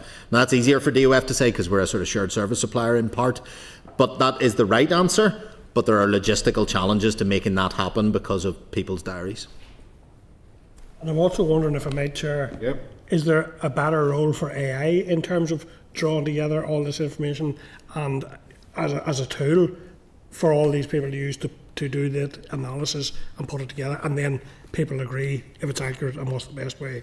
Yes, there certainly is, and its technologies, its capability will grow and is growing every week. But to use the tool analogy, someone still has to be holding it, and it's still very important that we don't see that as a route out of the personal responsibility for understanding exactly what's been written by who, what the legislation is. It can certainly help you and get to draw together information, but one of the things I'm very clear with my team that can help us bring together more information, but we are personally responsible for what it says, and making sure that it's used in the right way as a contributor to getting us to do things quicker. Absolutely. We're only at the infancy, and we're back in a few years' time.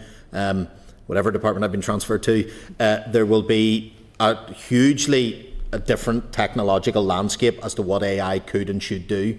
But AI builds everything on what information is there, and nothing gets away from the fact that you must have high quality data to start almost any question. Hence a lot of our focus on getting the data quality right. Data is a big problem for this place. That's another repeating theme. Only in Northern Ireland could the lack of data fool AI even. But anyway, we're near the end, and I know it's been an intense enough session. So just to round this up in relation to quality and assurance, given the continued delay in agreeing the investment strategy, can you provide the committee with a clear and realistic deadline? This is the £1 million question, for when the MOR will be laid before the Assembly. And if it can't be confirmed today, which it probably can't, can you set out precisely what further decision or action is required, by whom, by when, to enable its publication? As you alluded to in the framing of the question, no, I can't tell you, because it depends obviously on the points that we raised vis-a-vis ISNI. However, what we can commit to is, subject to the committee wishing to see it, is the continued updates that you have seen that we will bring to our board on the progress that we're making underpinning it. And what I will also be doing and take as an action from this, I will again bring up the conversation with my own minister as we have our next session, to see whether what progress I can maybe get in terms of where we're going, what's the latest update on ISNI. What I would say to give the committee some assurance is we are very much, and I hope you feel that from the material, very much ready to go whenever that document is published. It could of course change significantly. It might mean that we've got to go back and do some work, but I am fairly confident that the enabling actions give you a very good, as Scott's already talked about, how they map to your recommendations. I hope that's giving you a strong feeling, and we can send that proactively to you when we have it, until such times as ISNI appears, so that you can still see, and we may indeed draw out some of that for you where it ties across to some recommendations just to help in that regard.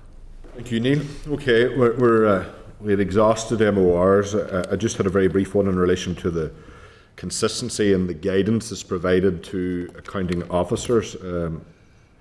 Is guidance provided, and is it generally adhered to in terms of MORs? Yes, the guidance is there. Certainly all of us are well aware of the 8-week turnaround, and certainly there's no sense in which we're trying to mean any disrespect of this committee and its authority.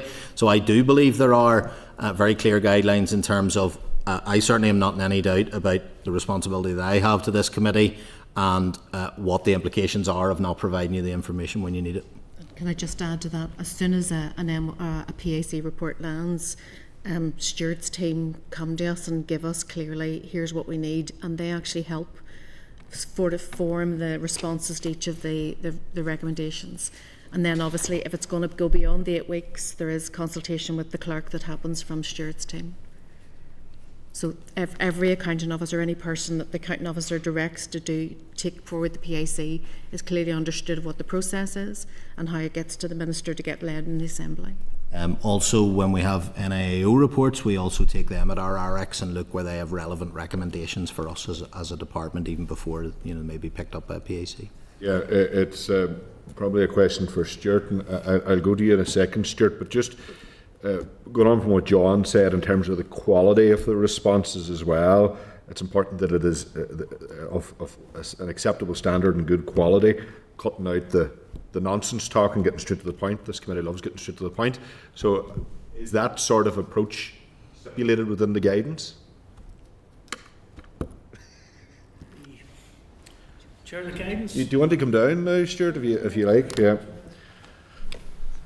I threatened to bring him down before this, and he said no. He said, no. You can.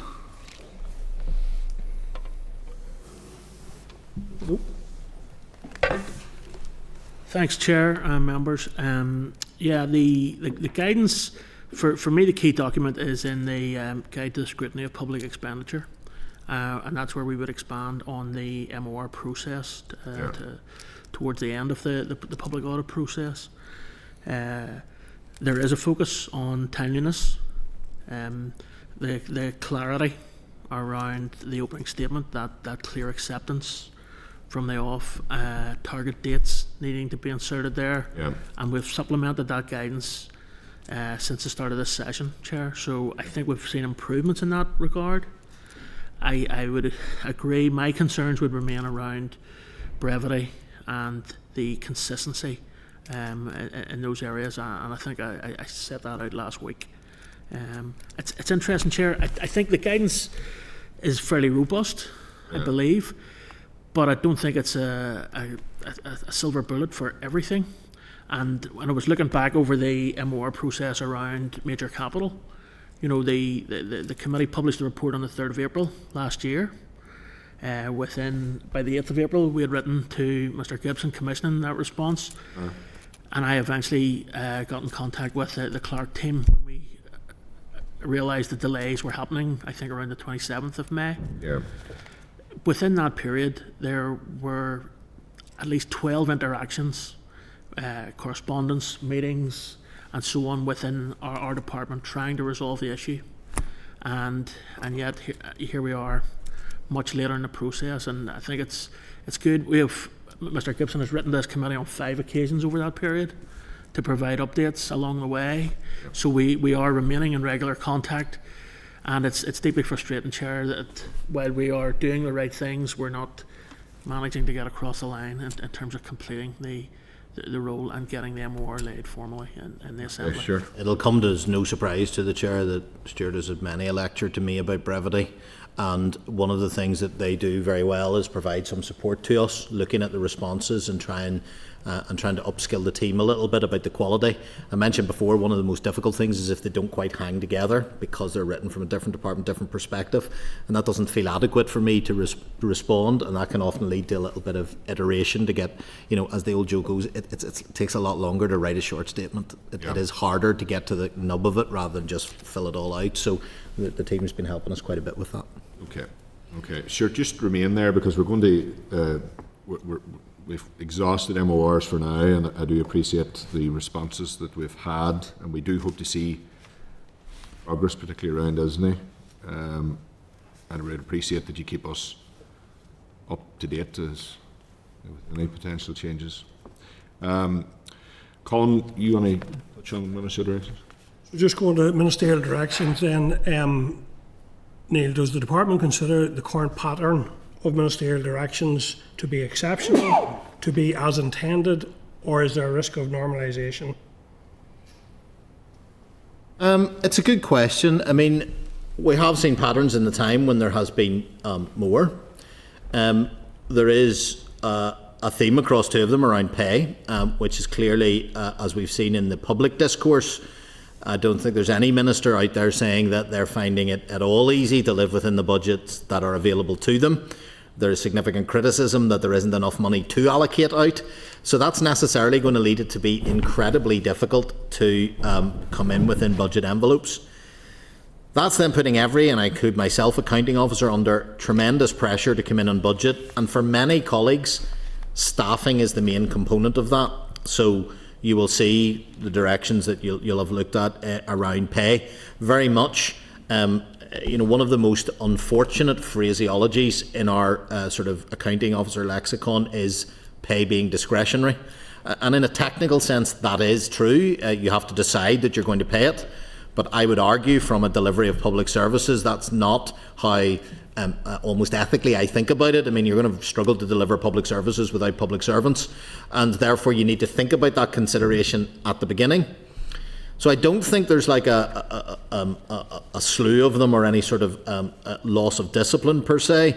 But what I do think is we are very much right in the coalface, right facing into what it looks like to have a budget that doesn't go as far as I think any of us would want to see for public service delivery. And the inevitable outcome of that is that accounting officers under their duty are going to need to find directions to cover decisions that they know simply are not doable within the budget envelope that they have. So I don't think that we saw some come forward and pay doesn't surprise me with the narrative we saw publicly and the data that we see. So I don't think there's been any loss of, if you like, discipline around the process. But I think it is a fair reflection to say that in this climate that we are in, the ability to deliver the services that people expect within the budgets that we've got is becoming a more systemic problem, not just limited to one or two departments. And that probably leads me on to the second part of it then. What role does the department play in identifying and responding to these emerging, what may be system-wide affordability pressures that give rise to potentially repeated ministerial direction? There are a couple of things that we've to do, well, many actually. It actually speaks to something that was mentioned earlier on in the conversation. It's one of the great challenges in the DOF portfolio of having both your own responsibility as an accounting officer to deliver for your department, but also the unique role that we have, having Stuart's team, Joanne's team, that you know, the PSD team within the portfolio, who have a role to set out guidelines and make sure the correspondence is correct, to which each of us, including myself, are held to account against. But aside from the formal process of managing ministerial directions and what happens there, there is the other role that we also have, which is the direct engagement through our minister with the Treasury around budgets, and those conversations about size and quantum of budget continue all the time. But ultimately, the budget is determined by the executive, and then there is the responsibility for accounting officers to operate underneath that. We provide those guidelines against which they are held, but there isn't if you like, a day-to-day marking the homework of other accounting officers. But I have no overarching accounting officer responsibility. What I do have is the functions within my department who provide those guidelines and clarity. And we look very much to the CNAG, to this committee. If there's anything that you find in your work as you look and scrutinise things, or as committees, which obviously have the key role within departments as they look at the spending in their department, if there's anything we feel is short in the guidance or any of the procedures that are not tight enough or haven't covered for occasions that we find ourselves in, then it's certainly our duty to make sure that guidance is up to date. But it's not if you like, a day-to-day checking in. There are scrutiny committees for that, there's the PAC for that, in terms of how people are held to account as an accounting officer within their own department. Thanks, Colin. I have just a few follow-on points from this, because it is a bone of contention for me as chair of this particular committee, and there's a growing trend that is of concern. So just a few sharp sort of questions, Neil, and I'd appreciate if we kept it as brief because time's going. But does the increasing use of ministerial directions indicate a systemic failure in budget planning and affordability? No, I don't think it does. I think it more reflects the fact that, and it's not unique to Northern Ireland, the fact that we have an envelope of public finance that's proving inadequate for the delivery of services that citizens are requiring. Then why do we have a higher level of the use of these ministerial directions in other jurisdictions? Well, one of the reasons I would suggest that's potentially the case is that we have a very particular and unique constitution that therefore means you have, however hard we try to work against that, you have individual departments looking at their own priorities, perhaps not thinking necessarily able to see all of the wider picture.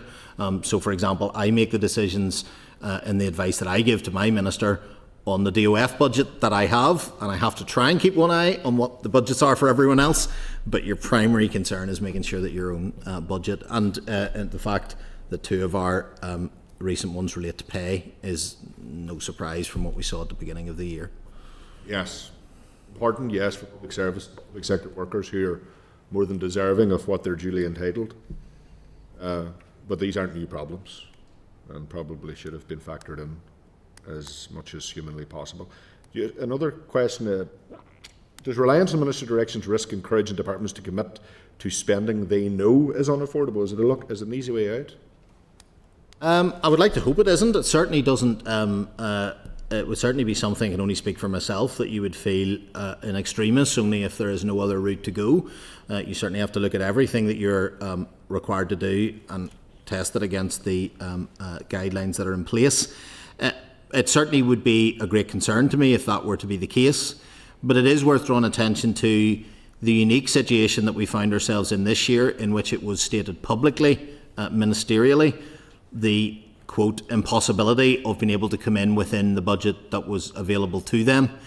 That creates a very difficult starting point to the year. Now, we all know that in previous years that's been ameliorated by significant in-year monies that might come, but you can't be sure that that is coming. But that clearly being able to articulate it at the beginning of the year, you might say, well, that allows an accounting officer more time to come up with ideas of where you might save money, and there's certainly some truth in that. But it also may reflect just how big the disconnect is from the budget that's available to the set of tasks that you're set out to try and deliver.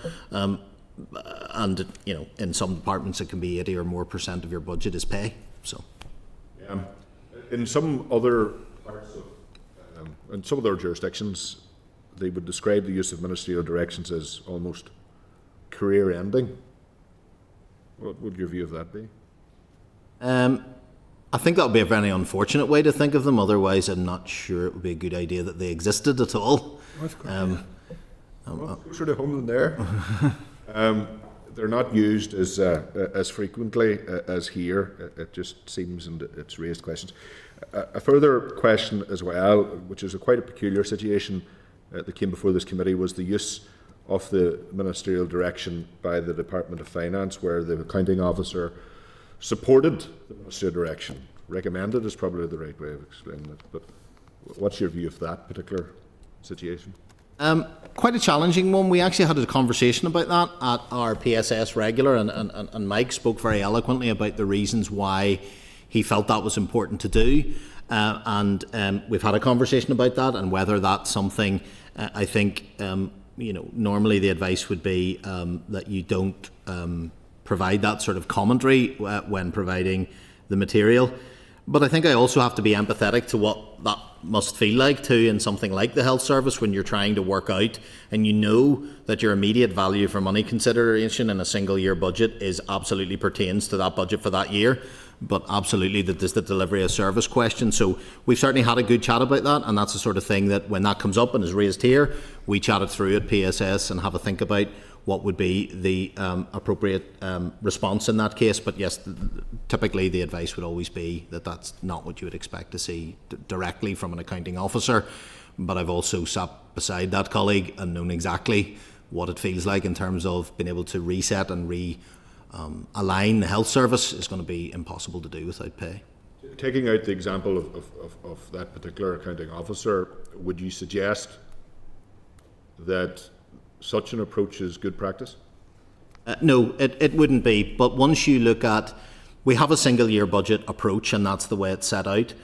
If you had a multi-year and rolling over a month, you would make different decisions. We all would as accounting officers. If you had in your power to think what a value for money decision today might be, would be a different lens if you could plan your money over 3 or 4 years. And that's certainly a conversation, very lively, one that we have indeed with Treasury, is how you could get into a position where you could recognise that public service delivery is something that's very hard to do and keep sticking the landing on a 1-year budget without carryover or an ability to flex. So you would come to potentially a different value for money conclusion if you were actually profiling it over, because investment today might save you a lot of money tomorrow, but that's not how annual budgets work. But to answer the direct question, no, that would not normally be something that we would consider to be good practice as accounting officers, not as in DOL. And we have had four ministerial directions, is that correct? And there's another one coming, or is that including the 4?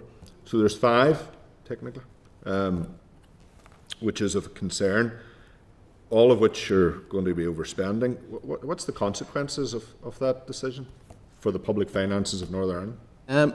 Well, I mean, ultimately, public finances, as we all know, is redistributing tax income to deliver public services. There is, if this were a national economy, ultimately the concern about whether you have the money to distribute. We have a cash, again, Stuart's team looks after that, we have a cash control, so we have to actually have cash to be able to distribute it. Now, there are some tolerances and ways that we can manage that, but again, it's a concern that we have, is always, will there actually be cash there to do so? If you cast forward and suggested that this became ultimately out of control in terms of ministerial directions, there is an ultimate point at which there isn't the cash to be able to pay. That's one of the ultimate sanctions. And there is, of course, the individual scrutiny that an accounting officer will get through their scrutiny committee, through this committee on behalf of the Assembly, to ensure that they are doing what they should be doing during the year. But I think the ultimate penalty is that if you can't, and I'm relapsing into my old job as an economist, I mean, ultimately you then have to think of different ways to either bring that cost trajectory down or bring that revenue up, and that includes, in our case, obviously negotiating with Treasury around that. I think what's somewhat unique at the moment is, or at least in my time, has been the more consistent view across departments of their increasing inability to be able to deliver what they've been asked within the budget that they have.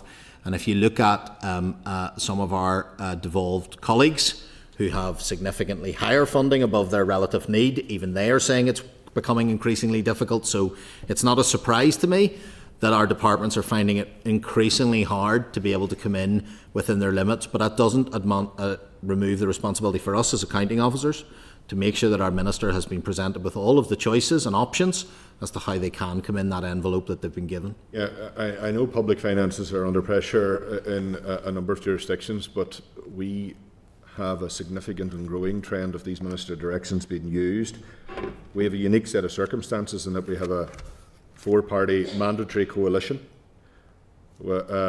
each with their own agendas. Why would one minister do this and another minister from a different party not do it when it would get them off the hook, for instance, on the public sector workers issue? So, for instance, are we expecting that all departments are going to be in this situation in order to get out of the problems that they're facing? Well, there's kind of a twin track approach, at least from the Department of Finance's perspective. The minister, my minister, put out in the budget, the draft that he presented, his options, he set out very clearly the expectation that accounting officers, indeed departments, would set out pay as a first priority and then look to what the envelope was thereafter, already building in. Now, that would be a change of approach in terms of, if you like, a pay first approach where you look at your staffing complement. It would require us to have much better workforce strategic planning models to understand exactly what our staffing complement is and is going to be. That therefore would be a different approach. So that's one way of looking at this as a pattern and saying, well, how do we make pay affordable going forward? One of the ways you can do that is put out different guidelines or approaches, or guidelines is wrong in a budget document, but you can set out a budget that you look to the executive to agree that sets out a different way and a different possibility on how you might approach pay, which is not to seek it coming later in the year, but to be part of your initial budget planning envelope. So that's one way that you can try and ensure. And of course, the second way, which is obviously very live at the moment, is continuing to make the case, if you believe that as a region, our ability to function is hampered by the fact that we are placed exactly at our level of recognised need, as it's called, whereas, say, for example, Wales and Scotland are comfortably above theirs, and in Wales's case coming down slowly to that level. The argument would be that that allows you the investment space to make transformational change, to be ready for coming down to need. Going straight to a level of need creates some of the problems you see today with deliverability of services. We're very well versed on the challenge, Neil, and we recognise the significant pressures that our society are under, particularly public sector workers and services as well. But what to do with the reality? The Secretary of State very clearly said no more money to the executive unless something has changed since I've last seen that. You're saying that you need to, there needs to be pressure applied to the Treasury. No doubt, we hear that time and time again. But in the event that all departments overspend as a result of a ministerial direction being put in force, what is the implication if there's no extra money from Westminster on the public finances of Northern Ireland? Well, if you took it to that extremist, there'd come a point where you'd run out of money. I mean, that would be the ultimate penalty. You would. The British government don't give any more money. Yeah, you would be unable to access cash, and that would mean that you couldn't pay people. would be the ultimate. If your scenario, now I think it's important as this is on record. Well, just explain it, because this is an important clarification, because people need to understand. If the Secretary of State is saying no more money, and no more money comes from the Treasury in London, departments have all overspent here. That's a bit of Russian roulette, isn't it, by the Executive? Well, two things I would say to that. One, it needs to be as extreme as you've laid it out. You would need everyone to be overspending and at quite a cavalier rate to get anywhere near that possibility. So it's not the case at the minute. We're not expecting. Right now, today, you know, we're at the start of February coming now, so we have a wee bit to go for the end of the financial year. Yep. How many departments today? 2. Right, 2. How many ministerial directions? There are 4, I think. 4. Yes. I could get that wrong now. And there's another ministerial direction coming. Is that a different department again? So there'd be 3 departments. Okay. But as you know, a ministerial direction won't give that permission to overspend. That gives you the direction for that. Now, obviously, the direction may well set out, as an example in pay, the consequences of such a decision being taken. But not all ministerial directions. They should then require the accounting officer to say, well, what are the alternatives in my locker that I can produce to my minister? I would want to be clear that the feeling, and I'm asked regularly at PSSs and board to provide budget overviews, to provide charts and analysis, to support my minister in doing bilaterals with other departments. I would be very confident in saying there's no lack of seriousness being taken about the challenge within the budget situation, and I'm quite sure the scrutiny committees within those overspent departments are already seeing the sorts of decisions that they are taking, that is A, closing the gap, but also quite difficult and challenging decisions already being taken. But yes, in the extremist example you'd set out, there could be a point if you ended up, but as I say, certainly all that as accounting officers, that would not be something you would take very lightly. You would have the scrutiny at your own committee, you would have scrutiny here, you would have your assessment then at the end of the year that would be very clear. I mean, obviously, as you say, it doesn't really crystallise until the very end of the year, but I certainly wouldn't want to give any impression that there was some sort of lack of concern about that as an accounting officer group. But the key requirement for me is always, if that direction's in place, then what's the alternatives? What can you present to your minister as a set of options? But there is a point where that becomes a very short list. If nearly all of your pressures are pay, there are limitations. An important point, and it shouldn't be lost, is you will keep getting this if you don't make bigger structural changes. So the need to really transform, looking at what staffing complements we need to deliver different services, what role technology can play, what role the citizen can play, and how they engage with and consume public services. I mean, it is a problem that will need more than good accounting officer behaviour to fix. Well, we need reform, but that's a wider point. I'm just talking to the here and now and the consequences of the decisions that have been made in the here and now, and I just have a concern about the trend we're seeing. As I'm sure you'll completely appreciate, it's not a position that you or any other accounting officer likes to be in. So, but I want to be very clear. The departments are taking these actions and are not clear what would happen in the event of the Treasury not giving extra money. So that's a bit of a strange situation to be in, but I hope we don't have to revisit the conversation. Things do get worse. Okay. Thank you, Neil. I'm going to let John in because he's indicated there, I'm just seeing. Yeah, bear with me 1 second. Yeah, sorry, I just put my camera off. Yes, I should have just declared an interest. My family member, my wife, works for the SIB, and it was a remiss of me not to mention it. Oh, that's okay, John. Okay, then, we've been quite exhaustive there. I really appreciate you being with us, and there was quite a lot of questions fired at you, and it's a long session, and we do appreciate that. The committee does recognise, without question, the complexity of the issues that were discussed today. I think we've been quite clear about that. But the ongoing delays to the MOR on major capital projects follow-up report, alongside wider systemic issues raised, demonstrate why timely, transparent and high-quality responses are so important to effective scrutiny. And one of the criticisms of this place is that it hasn't been great at doing that. And certainly as chair of that committee, we're not going to be accused of that. Members will now consider the evidence that's been very kindly provided by you all, including what it means for guidance, consistency of approach and future follow-up, and we'll then decide what further action or engagement may be needed. So I do appreciate that, and of course taking those questions today in ministerial directions. I know things are not easy. So we look forward to any future engagement with you. And if you could, Neil, Sharon and Scott, provide us with whatever update possible in terms of ISNI, and if you could stress as much as humanly possible, given that you said it's the vehicle for reform and change, that we want to see progress in this urgently. We would appreciate that as well. So thank you. Stuart, have you anything else you'd like to add, or are you content? No, Chair, I think the only very small point I'll just make on the immediate impacts that you were talking about, there's a key Treasury document, the Statement of Funding Policy, long-standing convention that sets any overspends in any financial year will be reduced from a default authority in the next financial year. So the kind of amounts that are being discussed, potential overspends, they would likely hit us in the next financial year in terms of reductions on our allocations, and that's a significant impact on us, Chair, in the here and now, you know, and in the next financial year.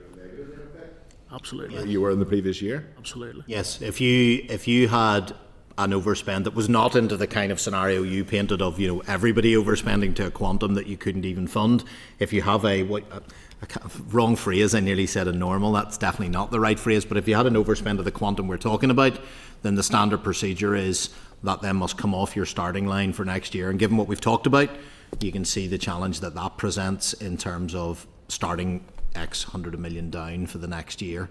That's the position as set out in that document, and that's the position that Treasury continue to hold in terms of our discussions with them. That will be the standard approach, that your overspend will come off next year. Obviously, if we were in the scenario you discussed, you'd have a different problem, but we're not in that one. We're in the one, as Stuart describes, in which you would be looking at a starting point next year significantly constrained on the budget that you have. Which is a worrying situation. We haven't enough, so departments haven't enough money this year. We're going to start even less next year. With more pressure. In fact, we will have more pressure. It's a real mess. And it's a worry for all accounting officers, because obviously that constrains the whole envelope for the next year, which all of us rely on to get our share to be able to deliver. So it is a collective problem and worry for the system whenever we see potential overspend, and therefore why it's incumbent at next board, etc., that we're talking about those regularly and looking at transformation bids, all the things that we've talked about in previous occasions, about what you can do, because it's in all our interests. When one department, I know there's a scrutiny and its own committee and there's their own accounting officer responsibility, but there's a collective leadership question here, because it will materially impact every other accounting officer and minister in the following year, because you have less money to spend. I'm going to let Coleman, have you anything else you want to add to that? Or? Well, that was the only point, Chair. Just clarification. I'm just wondering, and this has been something I've raised before, but there's been that work that's been done around the 1.24 uplift in recognition of the under provision, and there's talk that there's significant evidence accruing that should actually be somewhere closer to 1.28 potentially. But is there any assessment of what the impact of having been underfunded has on current budgets? Well, not to give you a lengthy answer, there is evidence of periods at which the region has been above that level of need, but it tended to come in pots of money from different deals. That's not very strategic, doesn't make it very easy to strategically plan. We've rarely dipped below that 124, except for the year when there was no executive. But I would contend that some of what we've discussed today is the outworkings of operating, if you like, just at the bare minimum. Other regions, well, it only applies to Scotland actually, have recognised that coming down to a level takes a time and a period to change. For want of a better word, the North's bumpy ride potentially is working its way out in some of the things that you're seeing now, with ministers saying, I simply can't operate with this level of budget because there was no smooth or featherbed landing.